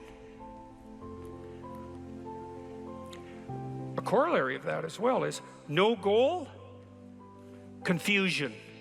So no goal not only means no positive emotion, it also means confusion, and confusion means anxiety and dread. And so a life without a goal is confusing and hopeless. And that begs a question, what should the goal be? And that's partly what we're trying to establish. You wrote for 15 minutes, you try to develop a vision for your life. Now you have something to move toward. That sets up the precondition for potential positive emotion and happiness. What else do you need to motivate you? Well, how about negative emotion? So what do you do with that? Well, negative emotion can stop you. You might think, well, I'd like to get a better job, but I'm afraid of putting myself out in the job market. I'm afraid of being evaluated. I'm afraid that if I tried something more difficult, I might fail. Then you have your negative emotion opposing you, right? It's anxiety is stopping you. And fair enough, because there are things to be anxious about. But what if you could get your negative emotion behind you, pushing you instead of stopping you? Sometimes in my clinical practice, I would have clients who hated their job. They're laboring under the thumb of a tyrant. And maybe that was partly because they'd turned themselves into slaves, but it didn't matter.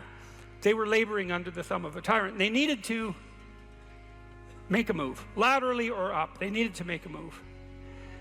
And they were often afraid to, and they had their reasons. They didn't want to contemplate their resumes. They didn't want to open up their CVs. They didn't want to face the inadequacies of their past. They were afraid of being evaluated. They were afraid of being rejected. They didn't know how to negotiate. They didn't know how to conduct themselves in an interview. They're afraid of losing the security they'd already built up. They had their fears, and they were real, and those fears stopped them. But they'd come to me and say, oh my God, you know, I'm so miserable. My life is so miserable. And we'd take that apart. And one of the reasons was because they were laboring under the thumb of a tyrant. And then we'd talk that through, and they'd say, well, I'm afraid to make a change. And I'd say, well, that's okay. That's understandable. How afraid are you of not making a change? Let's make a little vision of that. You're 35, you hate your job. What's the consequence? You're not motivated. You don't want to get out of bed in the morning. You're starting to get depressed. You're getting bitter. You're getting resentful. You're getting cynical. You're amotivated at work. You're not doing a very good job. And you're starting to shrink. Now play that out for 10 years. You don't change it. You don't fix it. And what happens? Well, it's not like it's going to get better of its own accord. What's going to happen to you? Well, for sure, at minimum, what's going to happen to you is you're going to be in the same situation, but 10 years older. And if you can't get out of that situation now, What the hell makes you think you're going to get out of it in 10 years? You're 10 years older, you're 10 years more bitter, you're 10 years more cynical. Maybe by that time your marriage has collapsed because who the hell wants to live with you? You're even more of a slave than you were because you've labored another 10 years under the thumb of the tyrant and stepped backwards every time you were asked to, so you got smaller and smaller as the tyrant got bigger and bigger. It's like, think about that, and that means imagine it. Imagine that, okay? Now that's the situation. You're stuck where you are, but it's 10 years from now. And when I say think of that, I mean imagine that. It's like really play it out. It's like, you know how miserable you are now? You're afraid of making the necessary changes, but you know how miserable you are now. Just imagine how miserable you could be in 10 years. And in all likelihood, what you'll find is that you're way more afraid of that than you are of whatever's stopping you in the present. It's really useful to know what your own particular brand of hell might be. And so one of the things we do in this writing exercise is have people do the reverse. It's like, okay, so imagine now, 5 years from now, you've let whatever temptations you're particularly susceptible to have the upper hand. And they've augured you into the ground. You know, one person's an alcoholic, another person's a criminal, another person's living on the street, someone else is like skirting the edges of prostitution, somebody else is narcissistic and bitter, somebody else is depressed and anxious. You know where you would fall off the edge of the earth if you fell off in whatever direction you're prone to fall off. Everyone knows that, but we avoid that. You know, that's rule 3. Do not hide things in the fog. Is that the rule? Do not hide unwanted things in the fog. Yeah, well, we often won't allow ourselves to imagine the catastrophe that we're pursuing, let's say through inaction. That's a good thing to fix. So now you say, well, you think for 15 minutes, that's not very long, about who you could be and what you could have if you could have what you wanted, if you were who you could be. And then you think about what sort of hell you could produce for yourself if you didn't do that. And that's not a bad polarity. It's like, I'm going to get away from that and I'm going to move towards that. And then you have your negative emotion working for you and your positive emotion working for you. And that's a good gradient, and that's a great gradient emotionally, because as I said, you don't experience positive emotion except in relationship to a goal. And if you got a nice gradient on your goal pursuit, then that's going to increase the degree to which you feel positive emotion. And positive emotion, by the way, isn't just about being happy. That's the most trivial part of it in some sense. Positive emotion allows you to focus. It's the soul of concentration. It's the essence of enthusiastic motivation. When you say, I really want to do that, that statement is predicated on the existence of positive emotion. It's the fact that the goal beckons to you that makes you say, I want to do that. And you know how much easier it is to do something you want to do than to do something you don't want to do. And that ease is actually a consequence of the activation of the system that governs positive emotion. And you might ask yourself, well, how powerful a system is that? And I would say, well, almost all of the drugs of abuse that people are most prone to abusing are abused because they activate the positive emotion system. So cocaine, methamphetamine, heroin is also a painkiller, but it has a psychomotor stimulant element. That's the technical term for the pharmacological effect of pharmacological agents on the positive emotion system. Psychomotor stimulation, psychomotor because it's associated with movement forward. And cocaine is such a powerful drug because it makes you feel like you're doing something worthwhile. That's the system it hyperactivates. And so it's a primary system of motivation. It's as old as forward movement itself. It's a cardinal source of meaning. And it only manifests itself in relationship to a goal. There's this old story in King Arthur where the knights go off to look for the Holy Grail, which is either the cup that Christ drank out of at the Last Supper or the cup into which the blood that gushed from his side was poured when he was crucified. The stories vary, but it's basically a holy object, like the phoenix in some sense, that's a representation of transformation. So it's an ideal, and so King Arthur's knights who sit at a round table, because they're all roughly equal, go off to find the most valuable thing, and where do you look for the most valuable thing when you don't know where it is? Well, each of the knights looks at the forest surrounding the castle and enters the forest at the point that looks darkest to him. And that's a good thing to understand, because the gateway to wisdom and the gateway to the development of personality, which is exactly the same thing, is precisely through the portal that you do not want to climb through. And the reason for that's actually quite technical. This is a Jungian presupposition too, is that, well, there's a bunch of things about you that are underdeveloped, and a lot of those things are because there's things you've avoided looking at because you don't want to look at them, and there's parts of you you've avoided developing because it's hard for you to develop those parts. And so it's by virtual necessity that what you need is where you don't want to look, because that's where you've kept it. And so, and that's why there's, you know, an idiosyncratic element of it for everyone. Your particular place of enlightenment and terror is not going to be the same as yours, except that they're both places of enlightenment and terror. So they're equivalent at one level of analysis and different at another. So anyways, back to fiction and what it does. It distills truth, and it produces characters that are composites. And the more they become composites, the more they approximate a mythological character.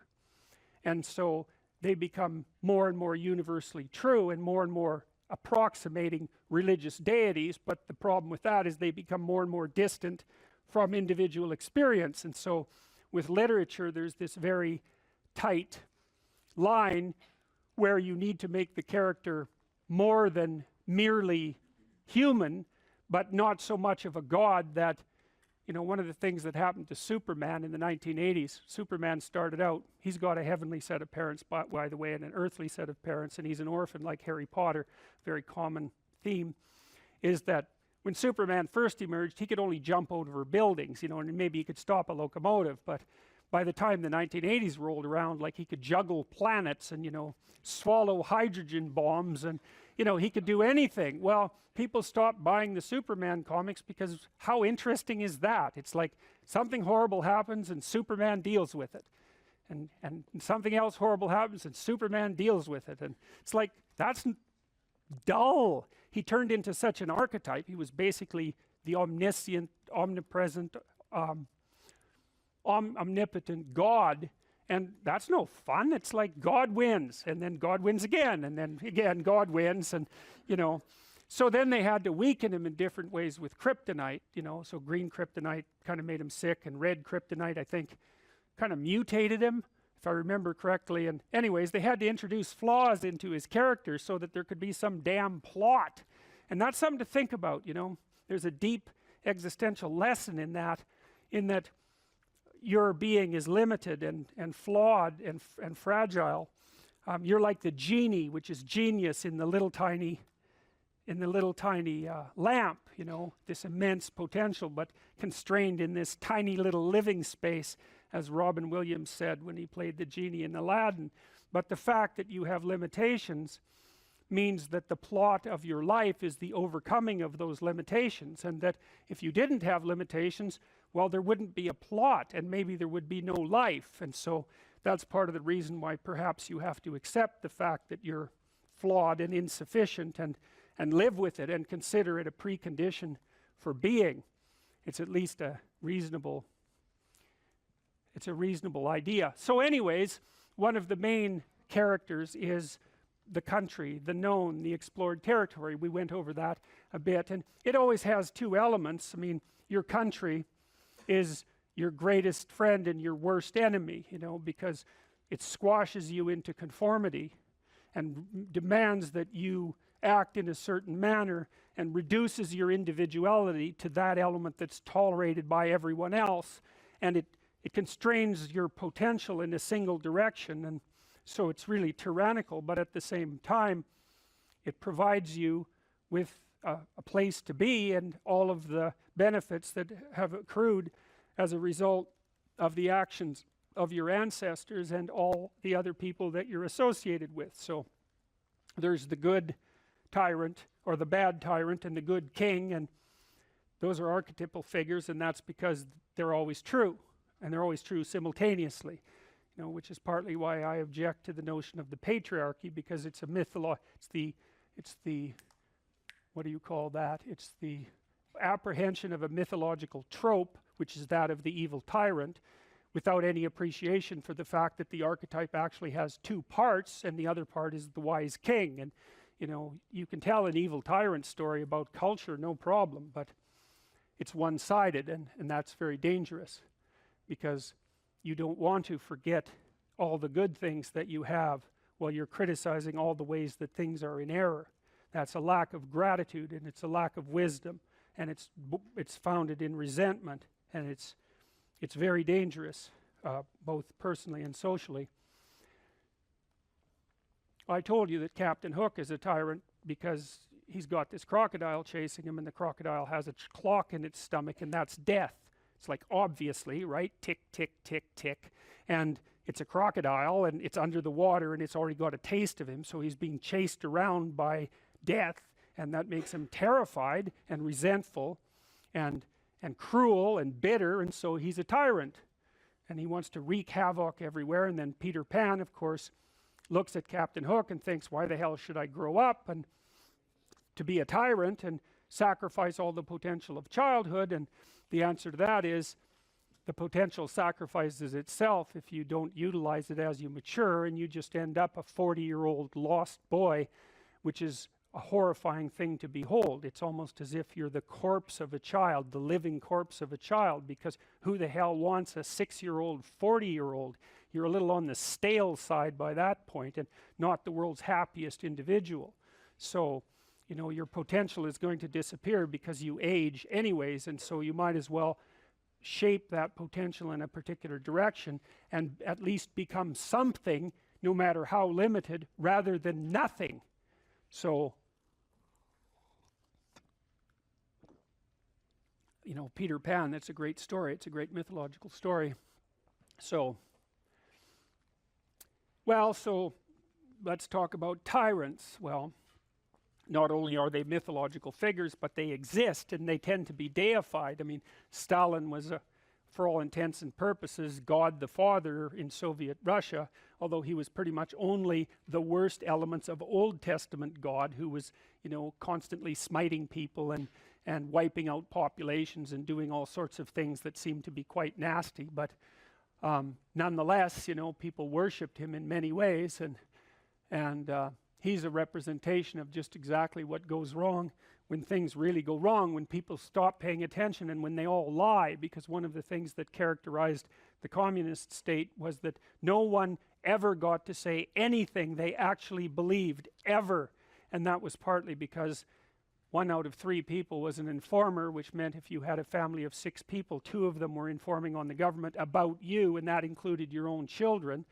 And if you were an informer, you were often amply rewarded by the state, so that if you lived in an overcrowded apartment building with 3 families in the same flat, and you informed on, you know, the woman down the hall that you didn't like, she got shipped off to the old concentration camp, and you got her apartment. And so that was a lovely society, and it only killed about 30 million people between 1919 and 1959. So that's what happens when the archetypal structure gets tilted badly, when people forget that they have a responsibility to fulfill as citizens, as awake citizens who are capable of stating the truth, and the archetype shifts, so there's nothing left of the great father except the tyrant. And let's not have that happen. I mean, the one on the right is really interesting, because consciously or unconsciously, you know, there's Stalin surrounded by what is, for all intents and purposes, fire. You know, he looks like Maleficent in Sleeping Beauty when she shows up at Aurora's christening. You know, she puts her arms up in the air and green fire surrounds her. It's like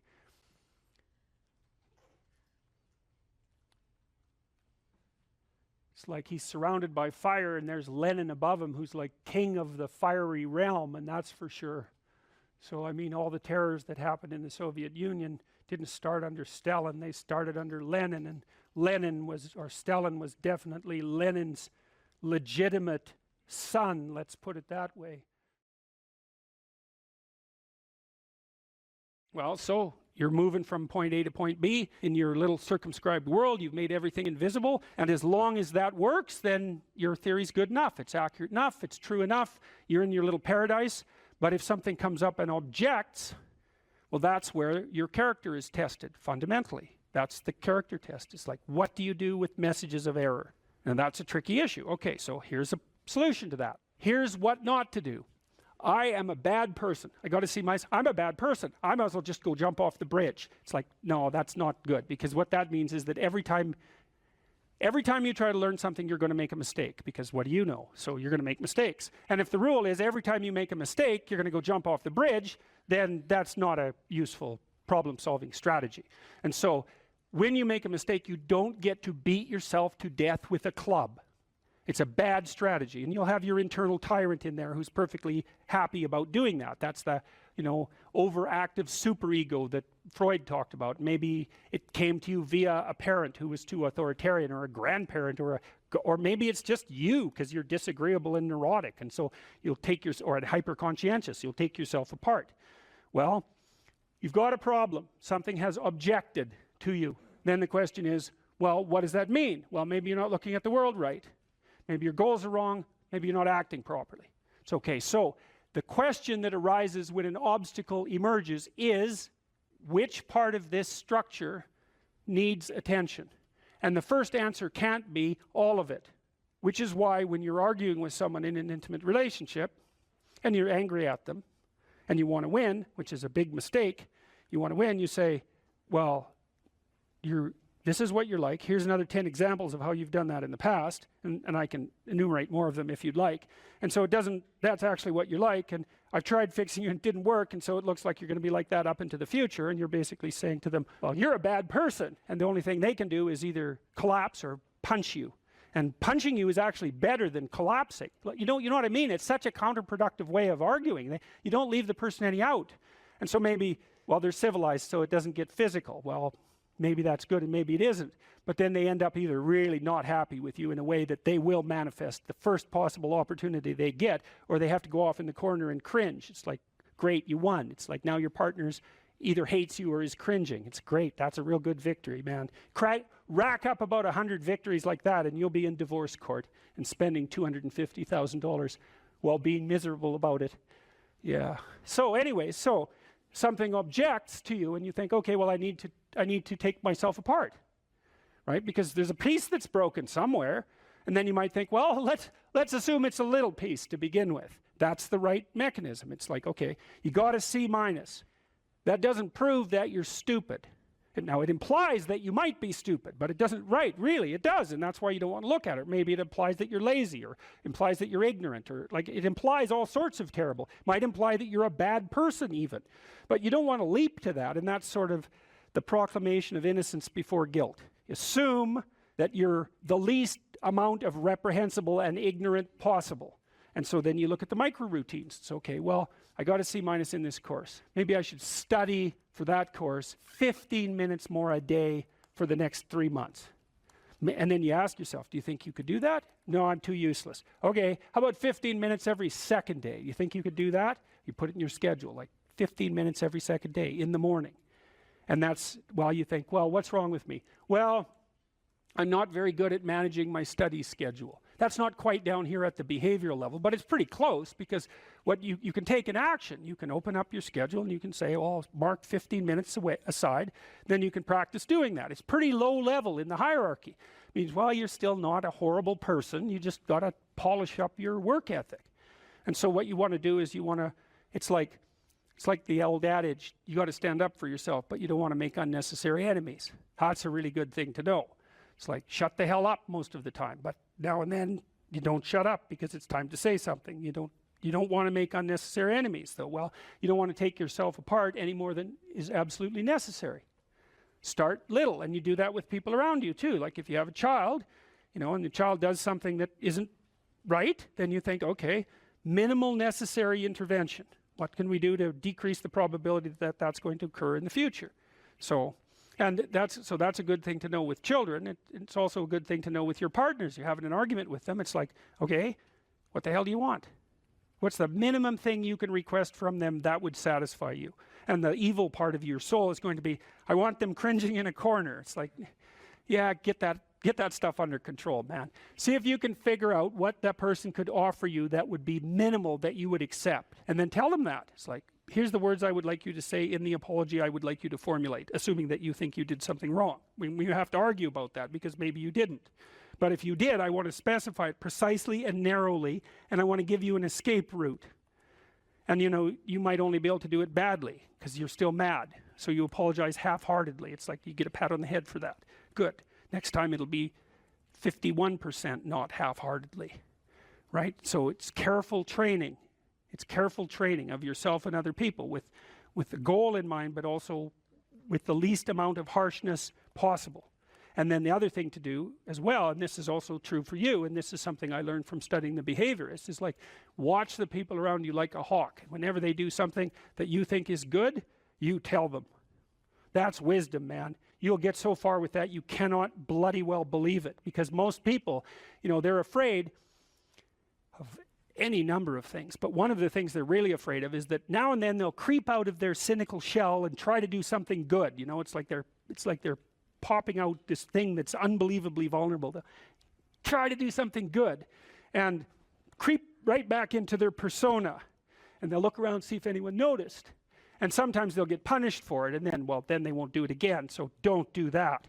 But then now and then you think, hey, I saw you do this. That was actually pretty good. And they think, oh, wow, someone noticed. It's like, wow. And then they'll think, yeah, I could do that again.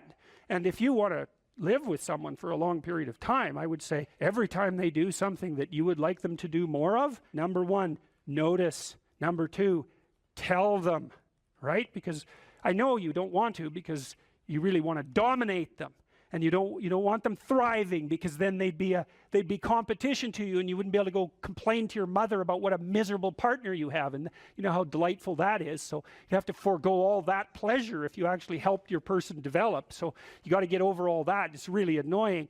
So you've got this person pegged as, yeah, you're stuck with them, and maybe it's the best you can do, but you got one eye open.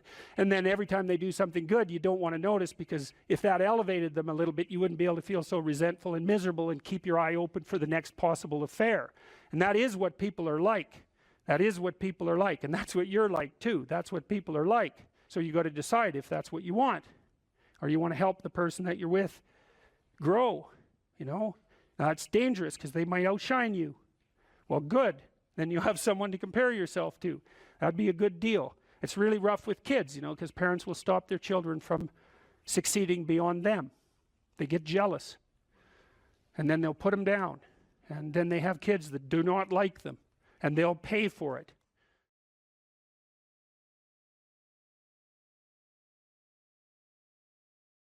The hallmark of true sovereignty is the willingness of the elite, let's say the talented, the productive, the blessed, the gifted, to justify the unequal division of talent by serving to ameliorate the catastrophic suffering of the dispossessed.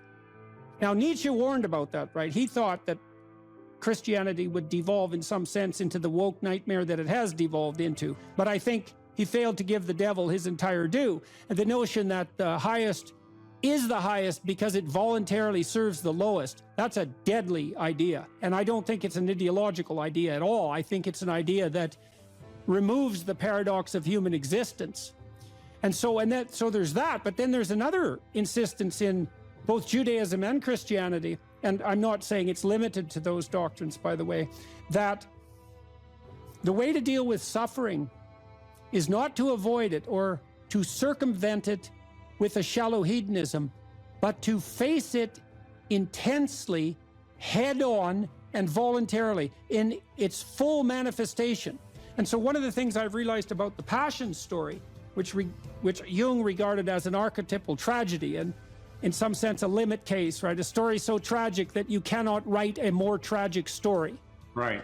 Is that it drags the observer and so that's all of us in Christendom, through the entire catastrophe of human existence, right? So it confronts you with the mob that's after you, that you are also part of. It confronts you with moral relativism in the shape of Pontius Pilate. It confronts you with the oppression of the totalitarian state of foreigners, let's say, in the guise of Rome. It confronts you with the betrayal of your best friend. It confronts you with the willingness of the crowd to punish the virtuous and free the criminal. And that's the story of Barabbas and Christ. And Pajot told me the other day, Jonathan Pajot, that an alternative name for Barabbas was Jesus. And that what the crowd did was pick the political revolutionary over the spiritual leader. And that's perfect. And then it confronts you with the reality that we all face our own mortality, and too early. And the fact that sometimes the innocent and virtuous are punished. And so and then of course there's the horrible, tragic, torturous death, all of that.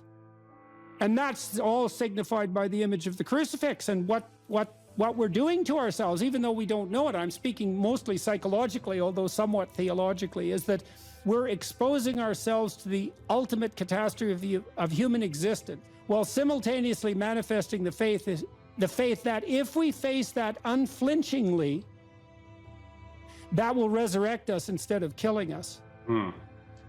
That's quite powerful. It's something, man. It's something. It's something I've been puzzling out for, well, a long time, but particularly for the last 6 months. I'm going to write about that in my new book. And when I talk to my audiences about that, and I would especially say this has an impact, again, on demoralized young men, and say, look, we don't know the limits to the expansion of your personality if you're willing to face things without deception.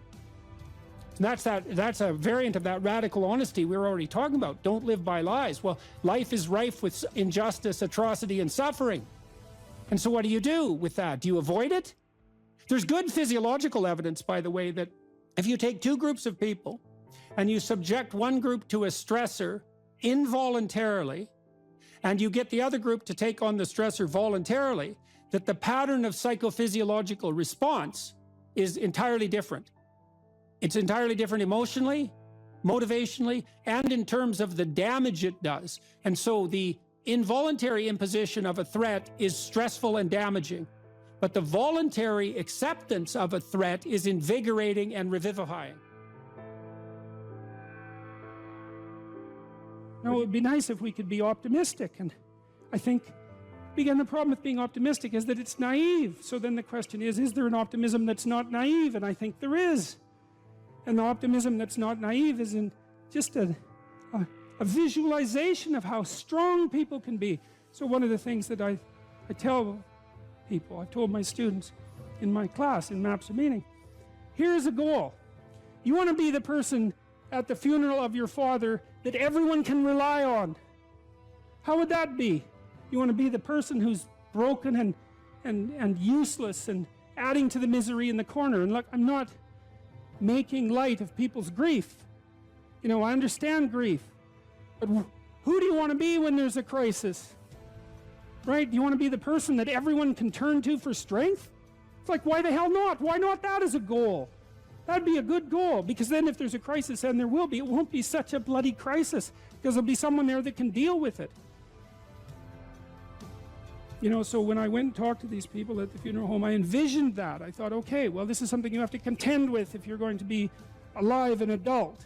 You have to contend with death and suffering, and you have to be ready for it. And you have to be there for the person, because that's all they're going to have. And so there's a goal, man. And in this time of nihilism, it's what's the point of life? People ask, and they're taught that at universities. What's the point of life? Everything's interpretation. Humanity's a cancer on the planet.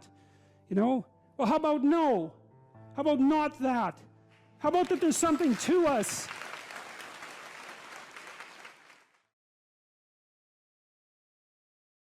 In order to have any positive meaning in your life, you have to have identified a goal, and you have to be working towards it. And there is a technical reason for that. And the technical reason, as far as I can tell, is that the circuitry that produces the kind of positive emotion that people really like is only activated when you notice that you're when you're proceeding towards a goal that you value. And so that means that if you don't have a goal that you value, you can't have any positive emotion. So technically that's the incentive reward system, and it's the underlying circuitry is dopaminergic, and when that circuitry is activated, then it's part of the exploratory circuit. It gives you the sense of being actively engaged in something worthwhile. You tend to think of positive emotion as something produced by reward, but there's two kinds of positive emotion. One is the reward that's associated with satiation, and that's consummatory reward, and that's the reward you get when you're hungry and you eat. But the thing about eating when you're hungry is that it destroys the framework within which you were operating. Right? It's time to eat. Well, you eat, and then that framework's no longer relevant. So the consummatory reward eliminates the value framework, and then you're stuck with, well, what are you going to do next? And so the consummatory reward has with it its own problems, but the incentive reward is constantly what keeps you moving forward. And incentive reward, because it's dopaminergic, also is analgesic, literally analgesic. So if you're in pain, you take opiates, and that will cut the pain, but so will psychomotor stimulants like cocaine or amphetamines. And so it's literally the case that if you're engaged in something that's engaging and you're working towards a goal, that you're going to feel less pain. And you can see this happening with athletes who, they'll break their thumb or something, or maybe sometimes even their ankle, and they'll keep playing the game. Of course, afterwards they're suffering like mad, but the fact that they're so filled with goal-directed enthusiasm means that, well, the pain systems are in some sense shut off. So that's an interesting thing, because what it suggests, then you could imagine, I might say, well, how happy are you that you've made a certain amount of progress? And if you think about it, what you'd say is, well, it depends on how much progress and in relationship to what. So hypothetically, you're going to be happier if you've made quite a bit of progress towards a really important goal.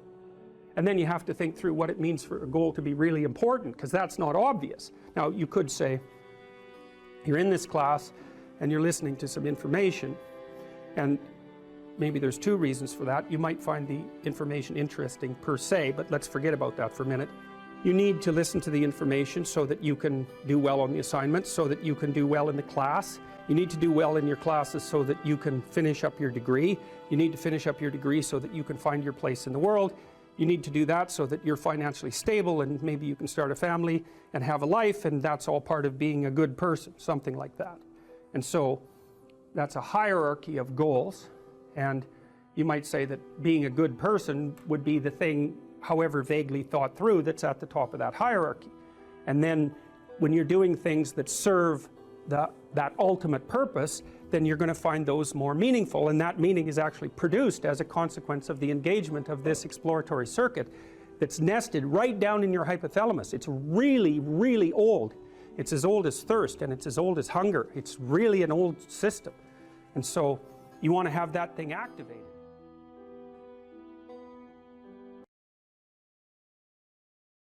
And it's also very much worth thinking about with regards to setting up your life in general. It's like, if you concentrate solely on your career, you can get a long way in your career. And I would say that that's a strategy that a minority of men preferentially do. That's all they do. They work like 70, 80 hours a week. They go flat out on their career. They're staking everything on the small probability of exceptional status in a narrow domain. But it's hard on them. They don't have a life. It's very difficult for them to have a family. They don't know how to take any leisure activity. Like, they get very one-dimensional. Now, it may be that unidimensionality is the price you have to pay to be exceptional at one thing, right? Because if you're going to be something like a genius-level mathematician, and you want to do that or a scientist, say, it's like you're in your lab all the time, you're working 70 hours a week or 80 hours a week, you're smart, you're dedicated, you're unidimensional, and that's how you get to beat all the other people who are doing that. It's the only way. But the problem is you don't get a life. Now, if you love being a scientist and you have that kind of focus of mind, well, first of all, you're a rare person, and second, you're going to pay for it. But fine, more power to you. But it's a risky business to do that. You sacrifice a lot for it. And I would say most often, if you're speaking about having a healthy life, that isn't what you do. You spread yourself out more. So, you have a family, you have some things that you do outside of work that are meaningful to you and useful. You have a network of friends. Well, those three things alone are four things alone are plenty to keep you well oriented. And then if one of those things collapses, you know, everything doesn't go. Now, the price you pay for that is the more you strive to optimize that balance, the less likely you are to be fantastically successful at any single one of them. But you might have a very, you know, if you consider your life as a whole, that might be a winning strategy. One of the things Carl Jung said, I really liked this.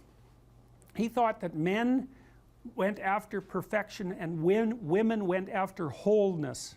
So they're different value, they're different, there's something different at the top of the value hierarchy. So perfection would be stake it all on one thing and look for radical success. Not that all men do that, because they don't, but we're talking about extremes, at least with regards to the men that do that. The wholeness idea is more like, well, it's like I want one thing in my life to be 150%, or I want 5 things in my life to be 80%. Well, there's a lot more richness in a life where you have 5 things operating at 80%, but you're not operating at any of them at 150%. So, and I really believe this because I've watched men and women go through their careers now for a long period of time, and one of the things that, there's lots of things that produce this, but one of the things that I've noticed is that mostly women in their 30s bail out of unidimensional careers. They won't do them. They won't put in the 80 hours a week that they would have to put in order to dominate that particular area. And it isn't, the reason that they won't do it is because they decide it's not worth it. And no wonder, because why would that be worth it? You have to ask yourself that. It's like, well, you want to be an outstanding scientist. It's like, okay, really, that's what you want, because that means that's what you do. Because you're competing with other people, you know, they're smart, they're hardworking, and if you want to be at the top, you have to be smarter and work harder than any of them. And working hard means working long hours. I mean, it also means working diligently, but in the final analysis, it's also an additive issue. If I'm smart and hardworking and I can crank out for 70 hours a week, and you do it for 30, it's like, in 2 years, I'm so far ahead of you, you will never ever catch up. So, anyways. And I think partly, maybe part of the reason too that women are oriented that way more than men, I think there's 2 reasons. One is socioeconomic status does not make women more attractive on the mating market, but it does make men more attractive. And the second is women's time frame is compressed, right? Because guys can always say, well, I'll have kids later, and they can say that till they're like 80.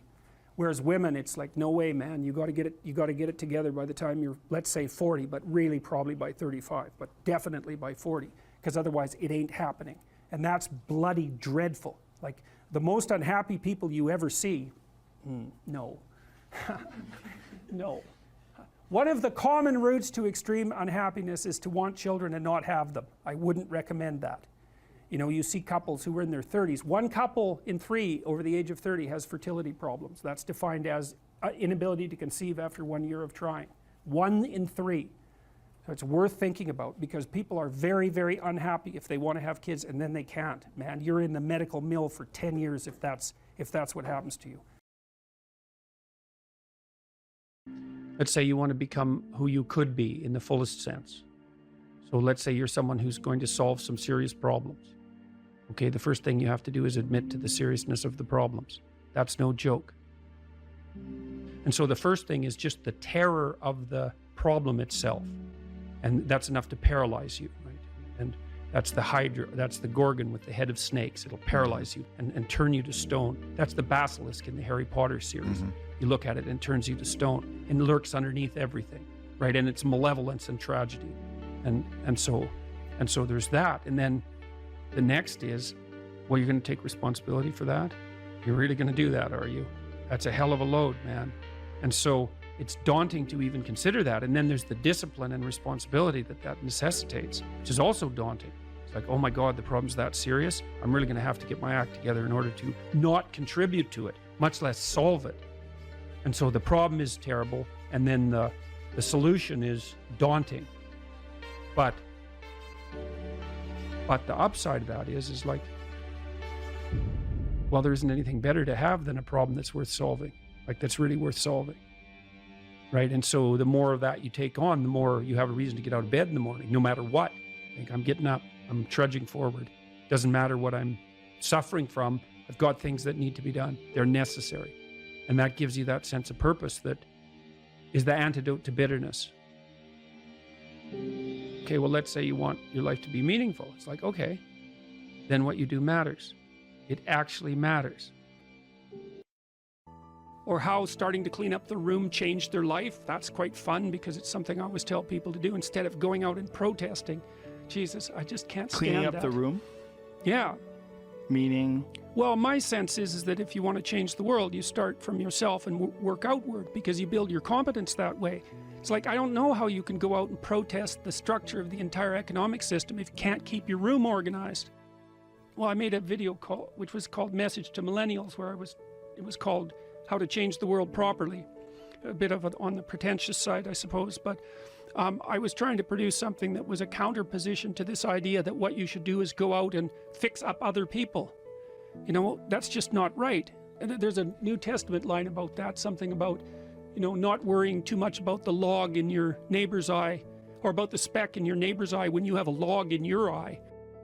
What would the world be like if people stopped avoiding the things they knew they should do? You know, because the question is, how much are we contributing to the fact that life is an existential catastrophe and a tragedy? How much is our own corruption contributing to that? That's a really worthwhile question. The things you leave undone because you're angry, you're resentful, you're lazy, you have inertia. Well, you consult your conscience and it says, well, you know, that place over there could use a little work. It's the same as working on yourself, and so you clean that up because you can. And then things are a little clearer around you. And you're a little better off because you've practiced a bit, and so you're a little stronger, and then something else manifests itself and says, well, maybe you could like take a crack at fixing me up too. So you decide to do that, and then that gets a little bit more pristine, you know, and soon, and it's humble because you're not exceeding your domain of competence. You know, it's like, don't be fixing up the economy, 18-year-olds. You don't know anything about the economy. It's a massive, complex machine beyond anyone's understanding, and you mess with it at your peril. So, and can you even clean up your own room? No. Well, you should think about that. You should think about that. What could you do to improve yourself? Well, let's step one step backwards. The first question might be, why should you even bother improving yourself? And I think the answer to that is something like, so you don't suffer any more stupidly than you have to. And maybe so others don't have to either. It's something like that. You know, like there's a real injunction at the bottom of it. It's not some casual self-help doctrine. It's that if you don't organize yourself properly, you'll pay for it, and in a big way, and so will the people around you. Now, and you could say, well, I don't care about that, but that's actually not true. You actually do care about that, because if you're in pain, you will care about it. And so you do care about it, even if it's just that negative way, you know. It's very rare that you can find someone who's in excruciating pain who would ever say, well, it would be no better if I was out of this. It's sort of, pain is one of those things that brings the idea that it would be better if it didn't exist along with it. It's incontrovertible. So you get your act together so that there isn't any more stupid pain around you than necessary. Well, so then the question might be, well, how would you go about getting your act together? And the answer to that, and this is a phenomenological idea too, it's something like, look around for something that bothers you and see if you can fix it. So now you think, well, let's say you go into you can do this in a room. It's quite fun to do it just when you're sitting in a room, like a room, maybe your bedroom. You can sit there and just sort of meditate on it and think, okay, if I wanted to spend 10 minutes making this room better, what would I have to do? And you have to ask yourself that, right? It's not a command, it's like a genuine question. And things will pop out in the room that you know, like there's a stack of papers over there that's kind of bugging you, and you know that maybe little order there would be a good thing, and you know, there's some rubbish behind your computer monitor that you haven't attended to for like 6 months, and the room would be slightly better if it was a little less dusty and the cables weren't all tangled up the same way. And like, if you allow yourself just to consider the expanse in which you exist at that moment, there'll be all sorts of things that'll pop out in it that you could just fix. And you know, I might say, well, if you were coming to see me for psychotherapy, the easiest thing for us to do first would just be to get you to organize your room. You think, well, is that psychotherapy?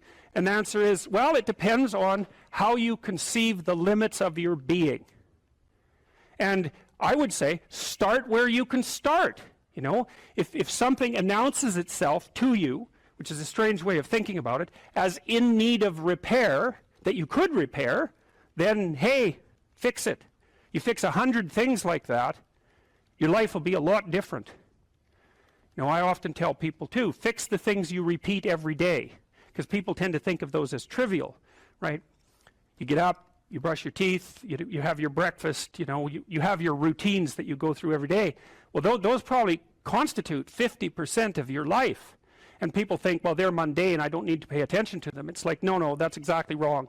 The things you do every day, those are the most important things you do. Hands down. All you have to do is do the arithmetic. You figure it out right away. So 100 adjustments to your broader domain of being, and there's a lot less rubbish around and a lot fewer traps for you to step into. And so that's in keeping with Jung's idea about erasing once you've got your mind and your emotions together, and once you're acting that out, then you can extend what you're willing to consider yourself and start fixing up the things that are part of your broader extent. Now, sometimes you don't know how to do that. So you might say, imagine you're walking down Bloor Street and there's this guy who's like alcoholic and schizophrenic and has been on the streets for 10 years. He sort of stumbles towards you and, you know, incoherently mutters something. That's a problem. And it would be good if you could fix it, but you haven't got a clue about how to fix that.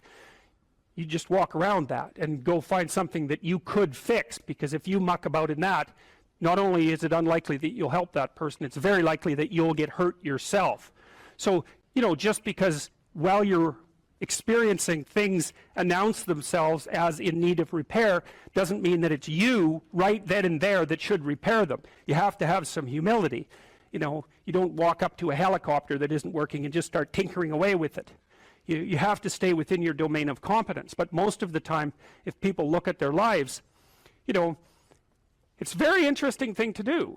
I like the idea of the room, because you can do that at the drop of a hat. You know, you go back to where you live and sit down and think, okay, I'm going to make this place better for half an hour. What should I do? And you have to ask. And things will just pop up like mad. And it's partly because your mind is a very strange thing. As soon as you give it a name, a genuine aim, it'll reconfigure the world in keeping with that aim. That's actually how you see to begin with. And so if you set it a task, especially, you have to be genuine about it, which is why you have to bring your thoughts and emotions together, and then you have to get them in your body so you're acting consistently. You have to be genuine about the aim, but once you aim, the world will reconfigure itself around that aim, which is very strange. And it's technically true. You know, the best example of that, you have all seen this video where you watch the basketballs being tossed back and forth between members of the white team versus the black team, and while you're doing that, a gorilla walks up into the middle of the video and you don't see it. It's like, you know, if you thought about that experiment for about 5 years, that would be about the right amount of time to spend thinking about it, because what it shows you is that you see what you aim at. And that, man, if you can get one thing through your head as a consequence of even being in university, that would be a good one. You see what you aim at. And so, because one inference you might draw from that is, be careful what you aim at, right? What you aim at determines the way the world manifests itself to you.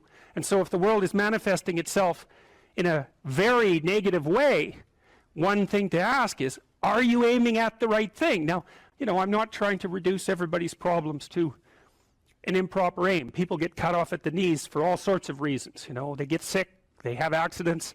There's a random element to being, that's for sure. And so you don't want to take anything, even that particular phrase, too far. You want to bind it with the fact that random things do happen to people, but it's still a great thing to ask. So vision. Well, how do you develop a vision? Well, you might want to think about, how would you like your life to be? So we could make this practical. We say, this is how you bring heaven down to earth. That's to bring to make the abstract practical. And that's always very useful. That's the differentiation of Jacob's ladder, by the way. That's the axis mundi, the central point of the world. It's like, well, what do you want? Well, let's throw, you could ask yourself that. If you could have what you wanted, what would that be? So we could throw out some possibilities. People trust you. People respect you. And you deserve the trust and the respect. It's not false. People can rely on you. You're good for yourself and you're good for other people. There's productive, generous peace reigns around you. And you can do that in a playful manner. Now, that's not so bad. You could have that, let's say. And if you can think of something better, well, pursue that. But that's a good start. So that's very abstract. And so now you have to think, well, how might you conduct yourself in order for that to occur? Now, one way of approaching that is to differentiate it. You might say, well, what's the purpose of my life? It's a pretty abstract question. You're going to get a pretty general answer.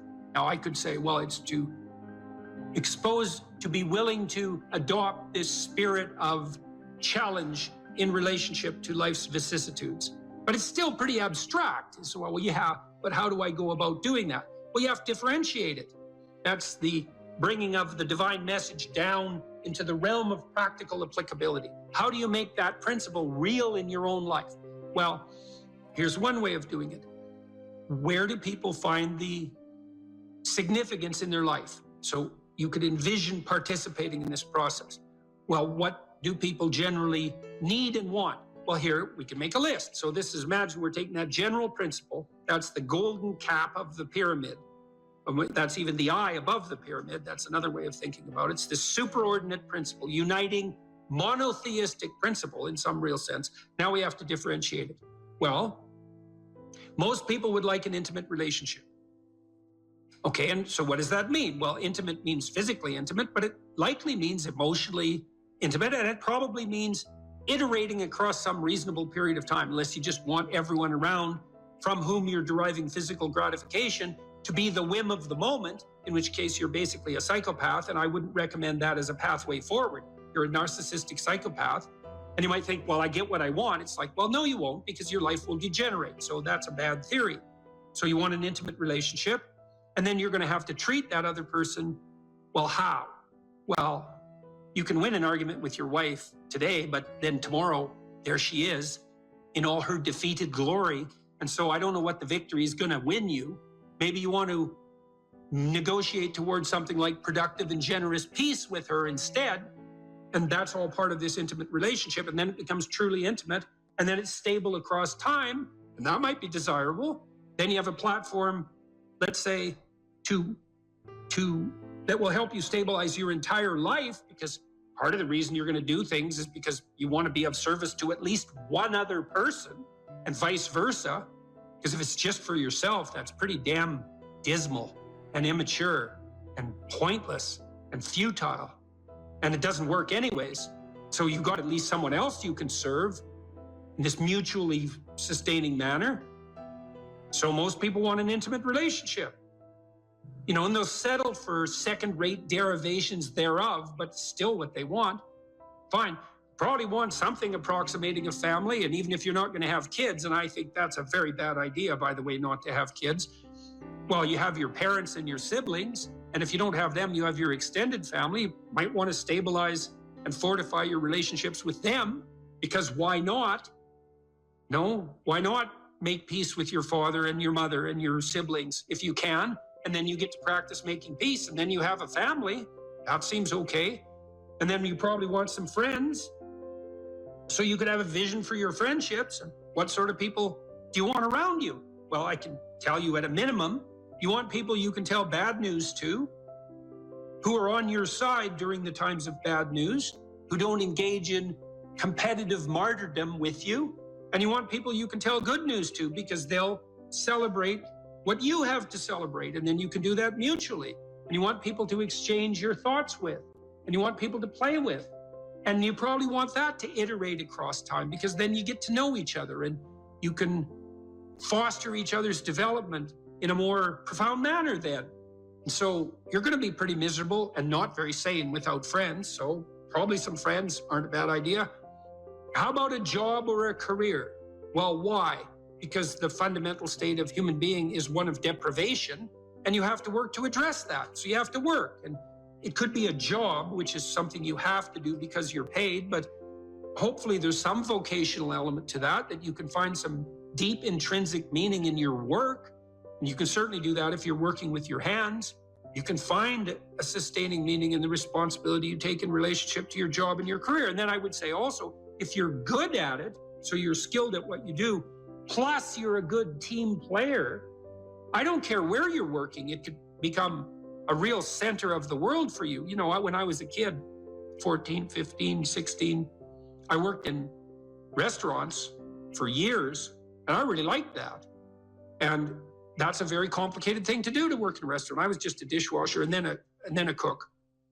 As I moved up the ladder, let's say, and I learned to cook and I learned to clean and I learned to be hospitable and I learned to work in a complex, dynamic environment, because a restaurant is exactly that.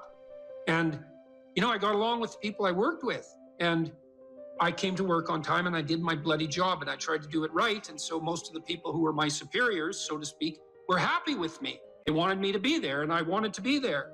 You know, it was still a pain when I was a kid sometimes to have to go to work when my friends were out, you know, drinking beer at the local river. And I might have wanted to do that instead. But fundamentally, immersing myself in that environment was positive in every sort of way and made me more responsible and mature. And I enjoyed it a lot. Many of the best memories I have from my adolescence in particular are the times I spent working in the restaurants that I worked in. And you can do that in a masterful manner. You know, there are great restaurants where you walk in and everything's perfect. It's so hospitable. Everyone is treating everyone else extremely well. The food is of immense quality. Like, that's a paradisal place. And you can work to make that. I don't care where you're working, you can work to make that happen. You can treat the people around you right. You can treat your customers right. You can shed your bitterness and your resentment. You can take on the lowly status of your beginner job as if it's also a field of unlimited opportunity, which it is if you can get your head around it. And then that can be part of the vision of your life. And then you can think about that job or career as something that unfolds and develops across time too. And if you make a commitment where you are locally, I don't care where it is, your opportunities are just going to multiply like mad. You know, so like if you're a short order cook at a restaurant, you have a single shift and you're a really good cook, you'll find pretty soon that the restaurant is much busier when you're cooking and that people are pretty damn happy to be there. And you'll get a reputation with your boss. If he or she has any sense and any greed of the proper sort whatsoever, they're going to recognize you. And then, you know, maybe you move from that restaurant to a restaurant with more possibility, or at least somewhere else with more possibility. And you can do that. I don't care where you are. If you have the opportunity to have a job and you're not working with people who are entirely tyrannical and pathological, if you make the right sacrifices in that position and you have the proper vision, which isn't based on resentment, oh, why do I have to do this stupid job? It's like, well, it's going to be a stupid job if that's the attitude you have towards it. Instead, if you try to foster all the interpersonal relationships you have in that environment, you'll find that there's an infinite amount of possibility right there in front of you, like there always is. And so, what else? Well, how about some education? You know, you're probably not as informed as you might be, and probably something interests you. It's like, well, why don't you delve into that a bit more and make something more of yourself? Educate yourself to the limits of your intelligence and make a plan for that. And you can do that formally, or you can do it informally. You can do it by reading. There's many great books, and they're not expensive. In fact, the greater the book, the less it costs, weirdly enough. And so you can just do that. You can make a plan. I want to read a book a month, or a book every 6 months, or a book a day. I don't care. Or I want to listen to a podcast a week, or something like that. It's like, expand yourself a bit. Have a plan to be educated. What else? What should you do with your time outside of work? Well, play a good game, right? Maybe you want to do something creative. If you're high in openness, that's probably what you want to do. Maybe you want to take on some civic responsibility and duty. That's what you might do if you're conscientious. Maybe you want to care for someone if you're agreeable. Or maybe you want a new domain for your ambition if you're more disagreeable. Maybe you want to work to make your family more secure. That would be a good way of constraining your trait neuroticism. Maybe you want to expand your social engagements. You're extroverted. It's like, fine, those are good things to do with your time outside of work. They're all matched to your temperament. You can mix and match and do a bunch of those things at once. You know, I used to talk to my students at the U of T and say, well, how much time, by your own definition, how much time do you waste a day? And the median, which is the most typical amount of time wasted, was always about 8 hours. It's like, oh, you waste half your awake time. And you wonder why things aren't going for you that well in your life. You can just do the economic calculations. Well, let's say you're worth $25 an hour, all things considered. Maybe you can't find a job that would pay you that much, but that doesn't mean your time is only worth what you could attain in a given job, because everything you do now echoes into the future. And so let's say it's $25 an hour just for the sake of mathematical computation. Well, that's $200 a day. It's $1,400 a week. It's $5,600 a month. It's basically $70,000 a year. So every year that you spend wasting 8 hours a day, you deprive yourself of the equivalent of a full-time and somewhat generous income. So that's just, and if your life isn't going very well, you might think, well, maybe it's because I waste half of it. That there could be some relationship between those things. Then you might ask yourself, well, what would happen if I wasted none of it, like zero? And you might say, well, how difficult is life? Well, it's ultimately difficult. It's like, yeah, well, it is. So how much of it do you have to use properly in order to contend with that ultimate difficulty? And the answer might be, well, all of it. And if you're not, well, you're going to suffer, obviously, because it's difficult. And so if you're wasting time, then you're going to suffer. And so you might want to have a vision for what you do with your time. And you could ask yourself, well, if I could conceptualize and structure my free time the way I wanted to, what would that be? And then you'll have a vision. And that it's like a revelatory vision in some sense if you ask the question properly, because you can ask yourself these questions. You can ask yourself them in the micro domain. Let's say you come home from work every day to your waiting wife and children, just to take a stereotyped example. It's like, well, you're doing that every day. How would you like that homecoming to go? If you could have it the way you wanted it to be, it's like, what would you like your wife, how would you like your wife to welcome you when you returned home? And then you could sit down and talk to her. It's like, I come home every day. That's every day. That's like 15 minutes of every day. That's an hour a week.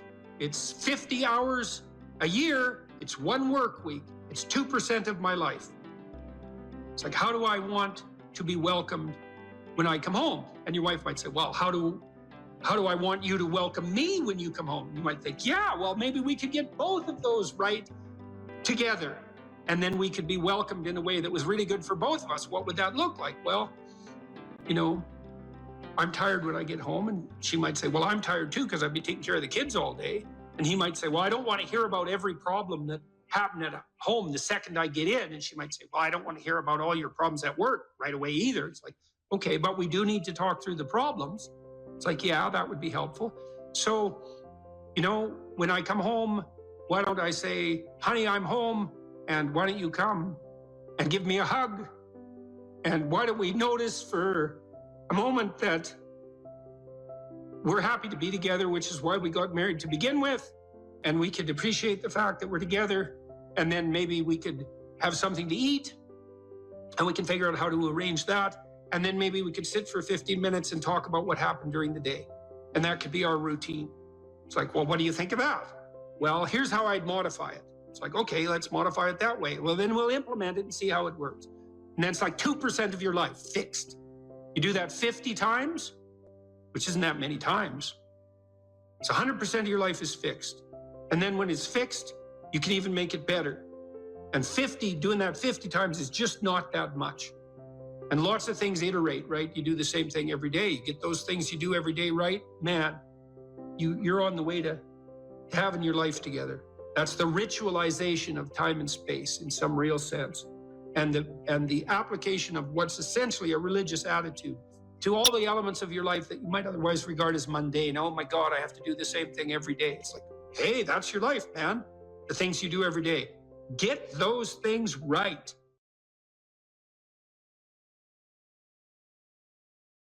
I had an interesting experience the other day. I went to the keg. I go there because I have food allergies, and they're very careful with people who have food allergies. And the waiter took me to the table, and he said that he had been watching my lectures, and that's a very common experience. And he was happy about that, and he said that he'd had 2 promotions at the keg in the last 4 months because he'd been watching my lectures. And I really found that an affecting experience because, you know, you might say, well, he's working as a waiter at the keg, and there's nothing particularly heroic about that. And I disagree with that, actually, because I don't care where you're located, you can do a hell of a job, and I mean that literally. You can take whatever job you have and you can make it a real nice little piece of absolute misery.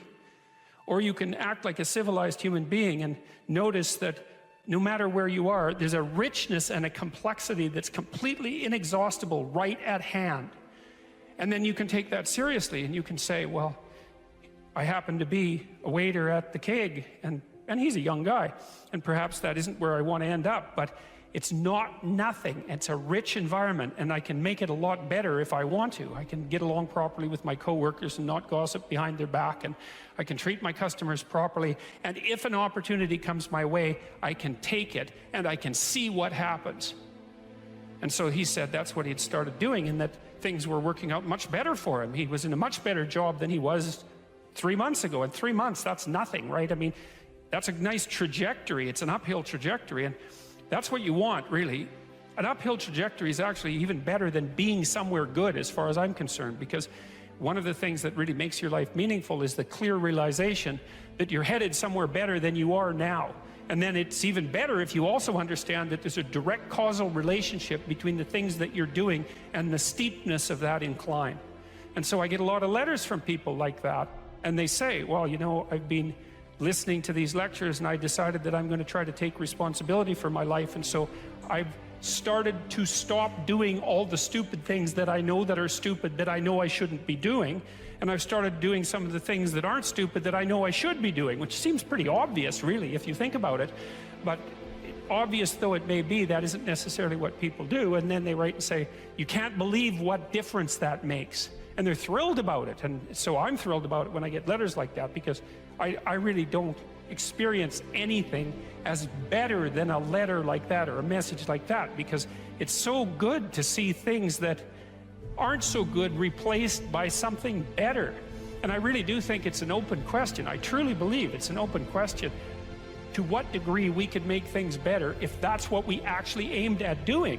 Well, there's 2 modes of being in the world, right? There's one where you adopt the responsibility for living properly, for being properly, and you make the sacrifices necessary for doing that, and then everything will flourish properly. And the other one is a pathway of resentment and bitterness and rejection and murder and genocide, and that just seems exactly right to me.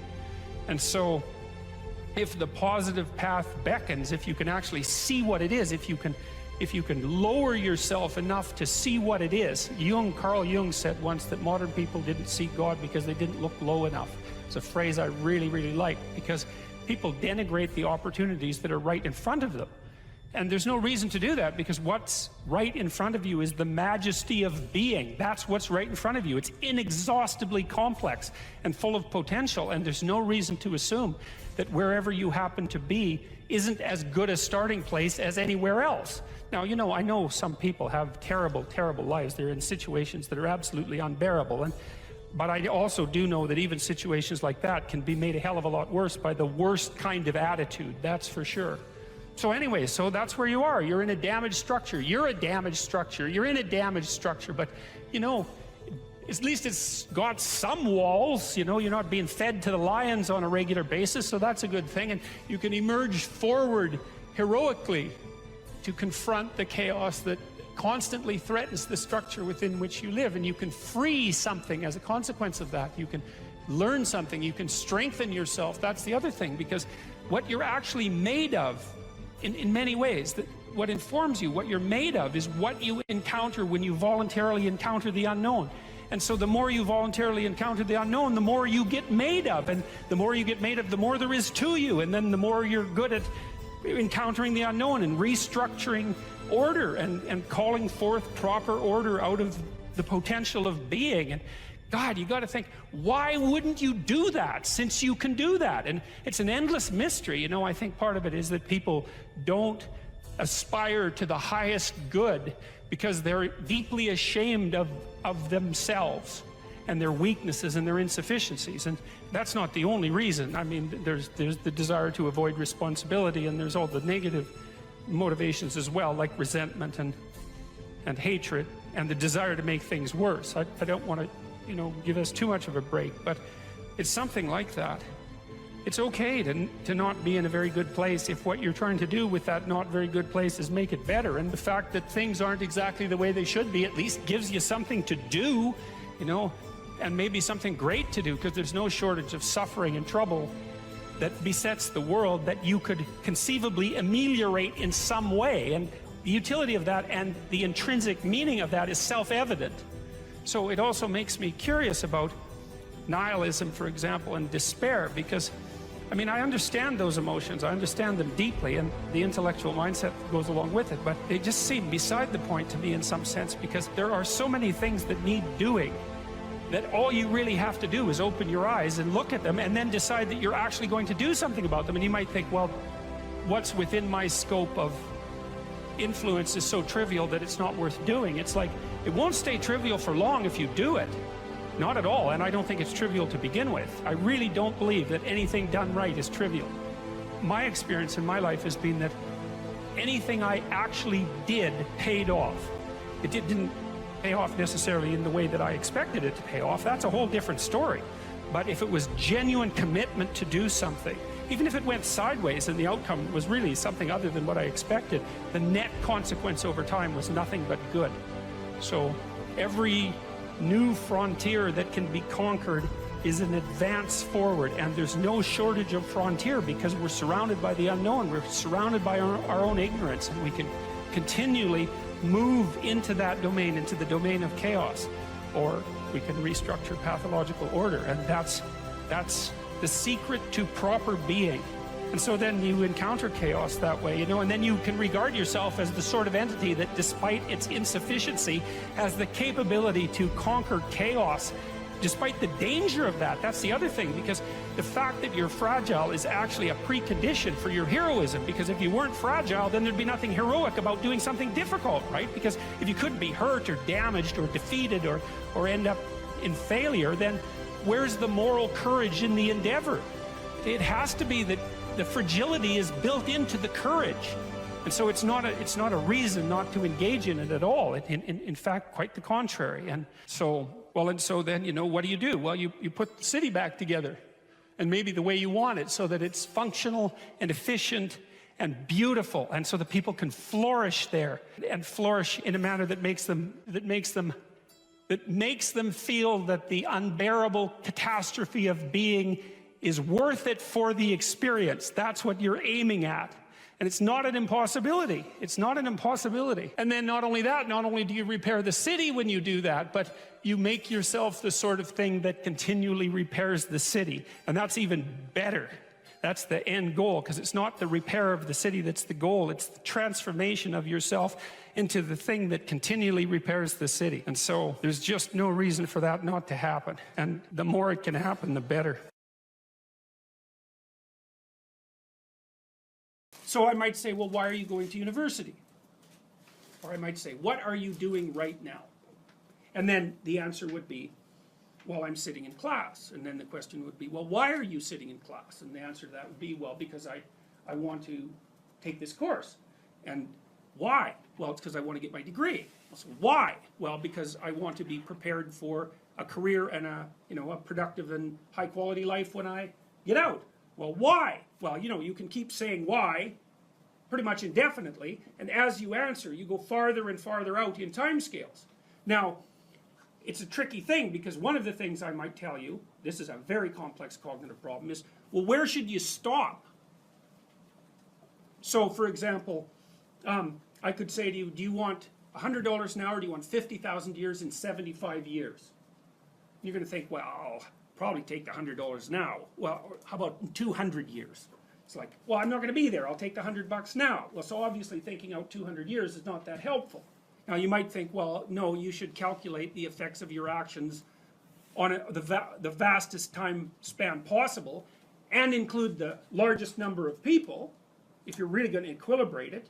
But the problem is you can't do the computations, because you get this thing called combinatorial explosion happening, which is that it's like a chessboard. You make one move, okay, fine. But then you could make 4, and then with each of those you could make 4 more, and then with each of those you could make 4 more, and soon if you're looking 20 moves ahead, it's like there's so many moves that the other person could possibly make that looking that far ahead is pointless. You can't do the computations.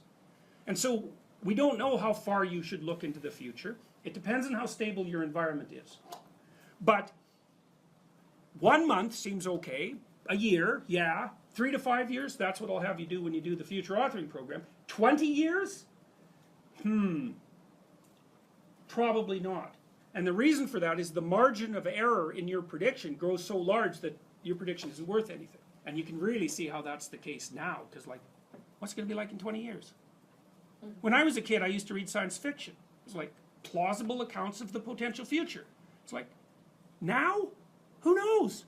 Anything could happen. Anything could happen. You know, you could be 3/4 robot in 20 years. You could have a lifespan of 10,000 years. I mean, we just do not know. We could be living in caves again with everything in ruins. We don't have a clue what's going to happen. So 20-year span, I would say, you know, get friendly with computers. So 20-year span's too long. So, okay, anyways, what I'm pointing out is that you have to calculate what you're doing across multiple spans of time, and in that combination, you know, in combination with many, many people. And that makes things very complex, but that's how you're building the structures that you live within.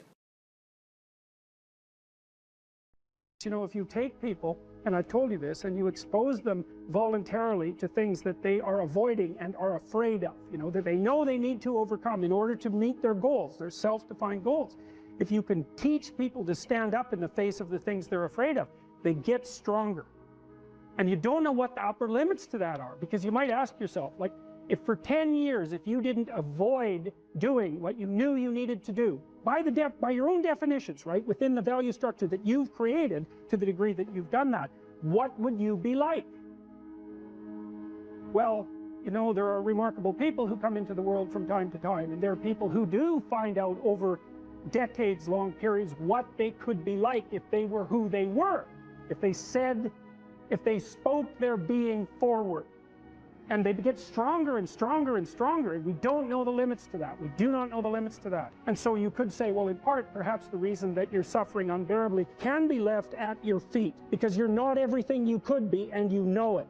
And of course, that's a terrible thing to admit, and it's a terrible thing to consider, but there's real promise in it, right? Because it means that perhaps there's another way that you could look at the world, and another way that you could act in the world. So what it would reflect back to you would be much better than what it reflects back to you now. And then the second part of that is, well, imagine that many people did that, because we've done a lot as human beings. We've done a lot of remarkable things. And I've told you already, I think before, that today, for example, about 250,000 people will be lifted out of abject poverty, and about 300,000 people attached to the electrical power grid. We're lifting people out of poverty collectively at a faster rate that's ever occurred in the history of humankind by a huge margin. And that's been going on unbelievably quickly since the year 2000. The UN had planned to have poverty between 2000 and 2015, and it was accomplished by 2013. So there's inequality developing in many places, and you hear lots of political agitation about that. But overall, the tide is lifting everyone up, and that's a great thing. We have no idea how fast we can multiply that if people got their act together and really aimed at it. Because, you know, my experience is with people that we're probably running at about 51% of our capacity. I mean, you can think about this yourselves.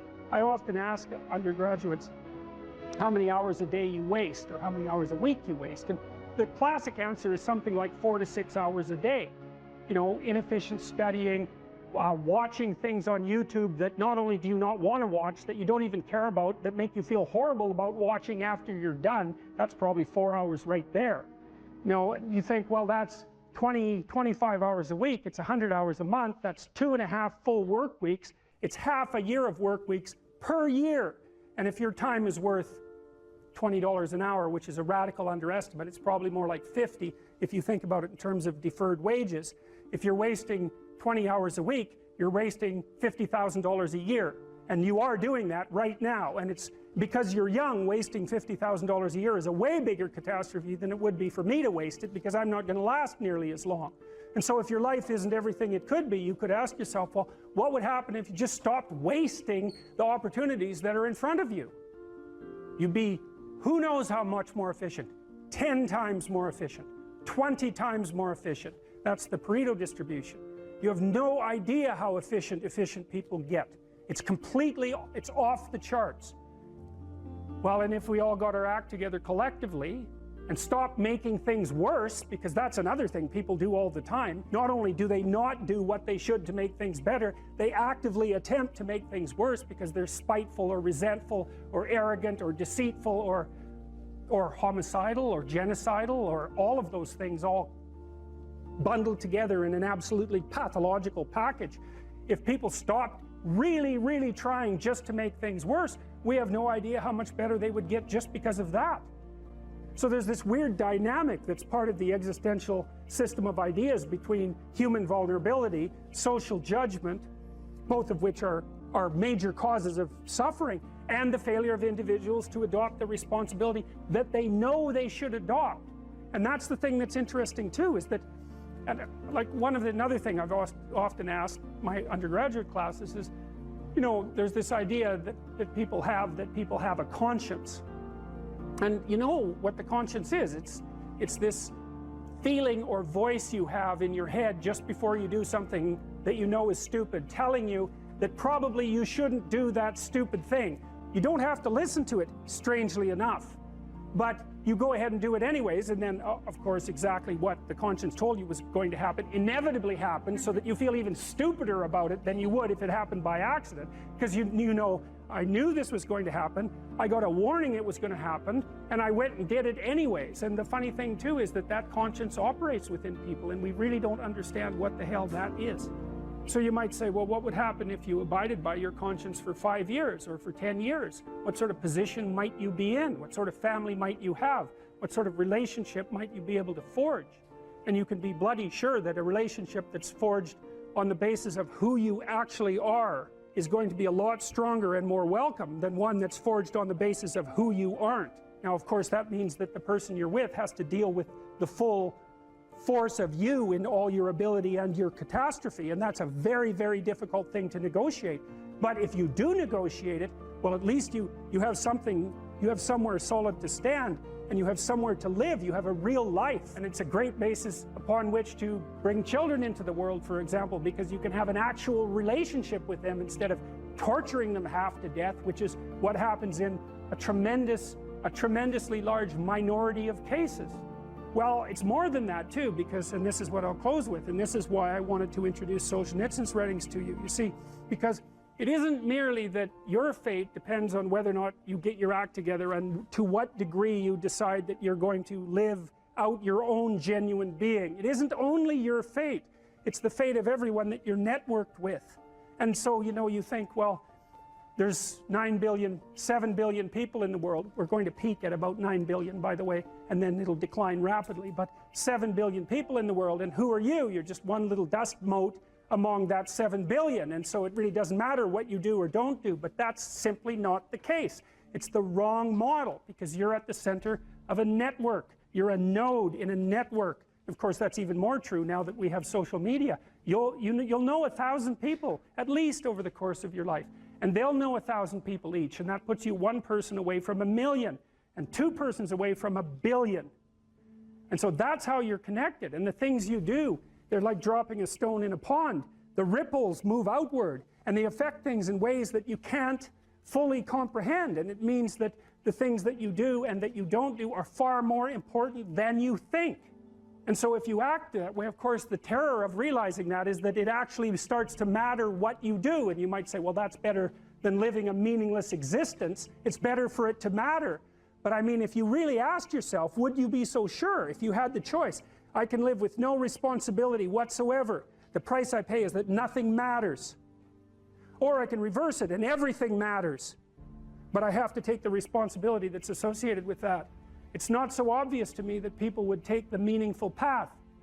Now when you say, well, nihilists suffer dreadfully because there's no meaning in their life and they still suffer, yeah, but the advantage is they have no responsibility. So that's the payoff, and I actually think that's the motivation. Say, well, I can't help being nihilistic, all my belief systems have collapsed. It's like, yeah, maybe you've just allowed them to collapse because it's a hell of a lot easier than acting them out. And the price you pay is some meaningless suffering, but you can always whine about that and people will feel sorry for you, and you have the option of taking the pathway of the martyr, so that's a pretty good deal, all things considered, especially when the alternative is to bear your burden properly and to live forthrightly in the world. Well, what Solzhenitsyn figured out, and so many people in the 20th century, it's not just him, even though he's the best example, is that if you live a pathological life, you pathologize your society. And if enough people do that, then it's hell. Really, really. And you can read the Gulag Archipelago if you have the fortitude to do that, and you'll see exactly what hell is like. And then you can decide if that's a place you'd like to visit, or even more importantly, if it's a place you'd like to visit and take all your family and friends, because that's what happened in the 20th century.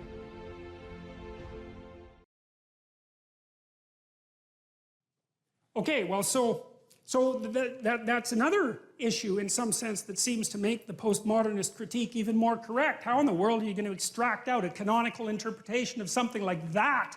It's like it's not possible. But here's the issue, as far as I can tell. So when the postmodernists extended that critique to the world, they said, look, well, a text is complicated enough. You can't extract out a canonical interpretation. What about the world? The world's way more complicated than a text, and so there's an infinite number of ways that you can look at the world. And so how do we know that any one way is better than any other way? And that's a good question. Now, the postmodern answer was we can't. And that's not a good answer, because you drown in chaos under those circumstances, right? You can't make sense of anything. And that's not good, because it's not neutral to not make sense of things. It's very anxiety-provoking.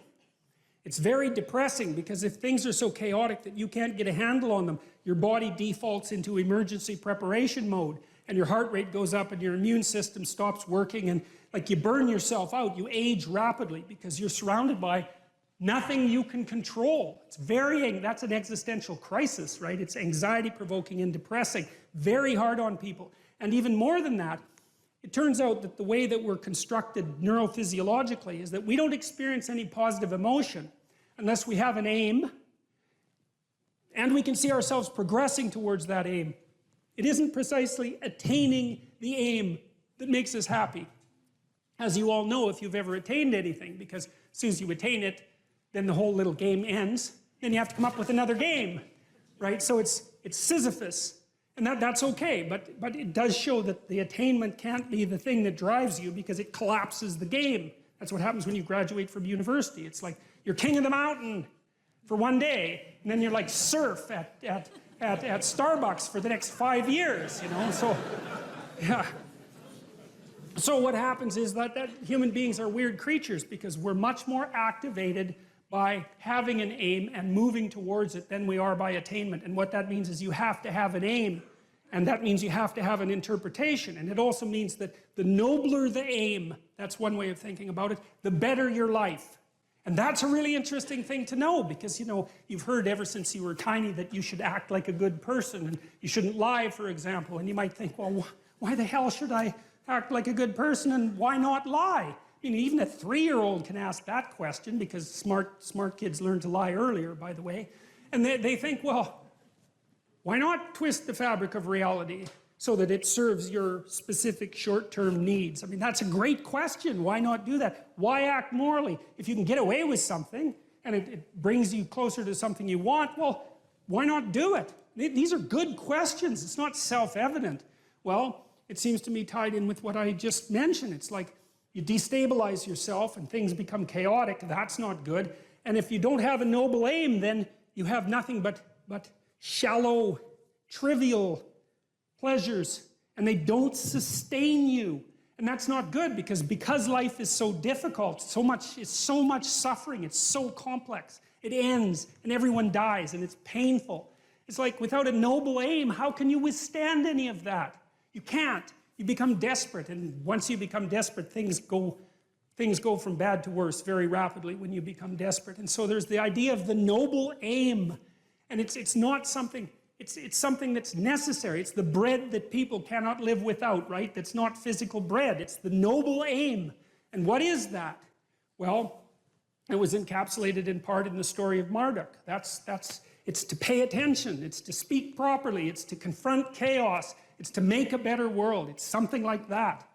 And that's enough of a noble aim so that you can stand up without, cringing at the very thought of your own existence, so that you can do something that's worthwhile to justify your wretched position on the planet.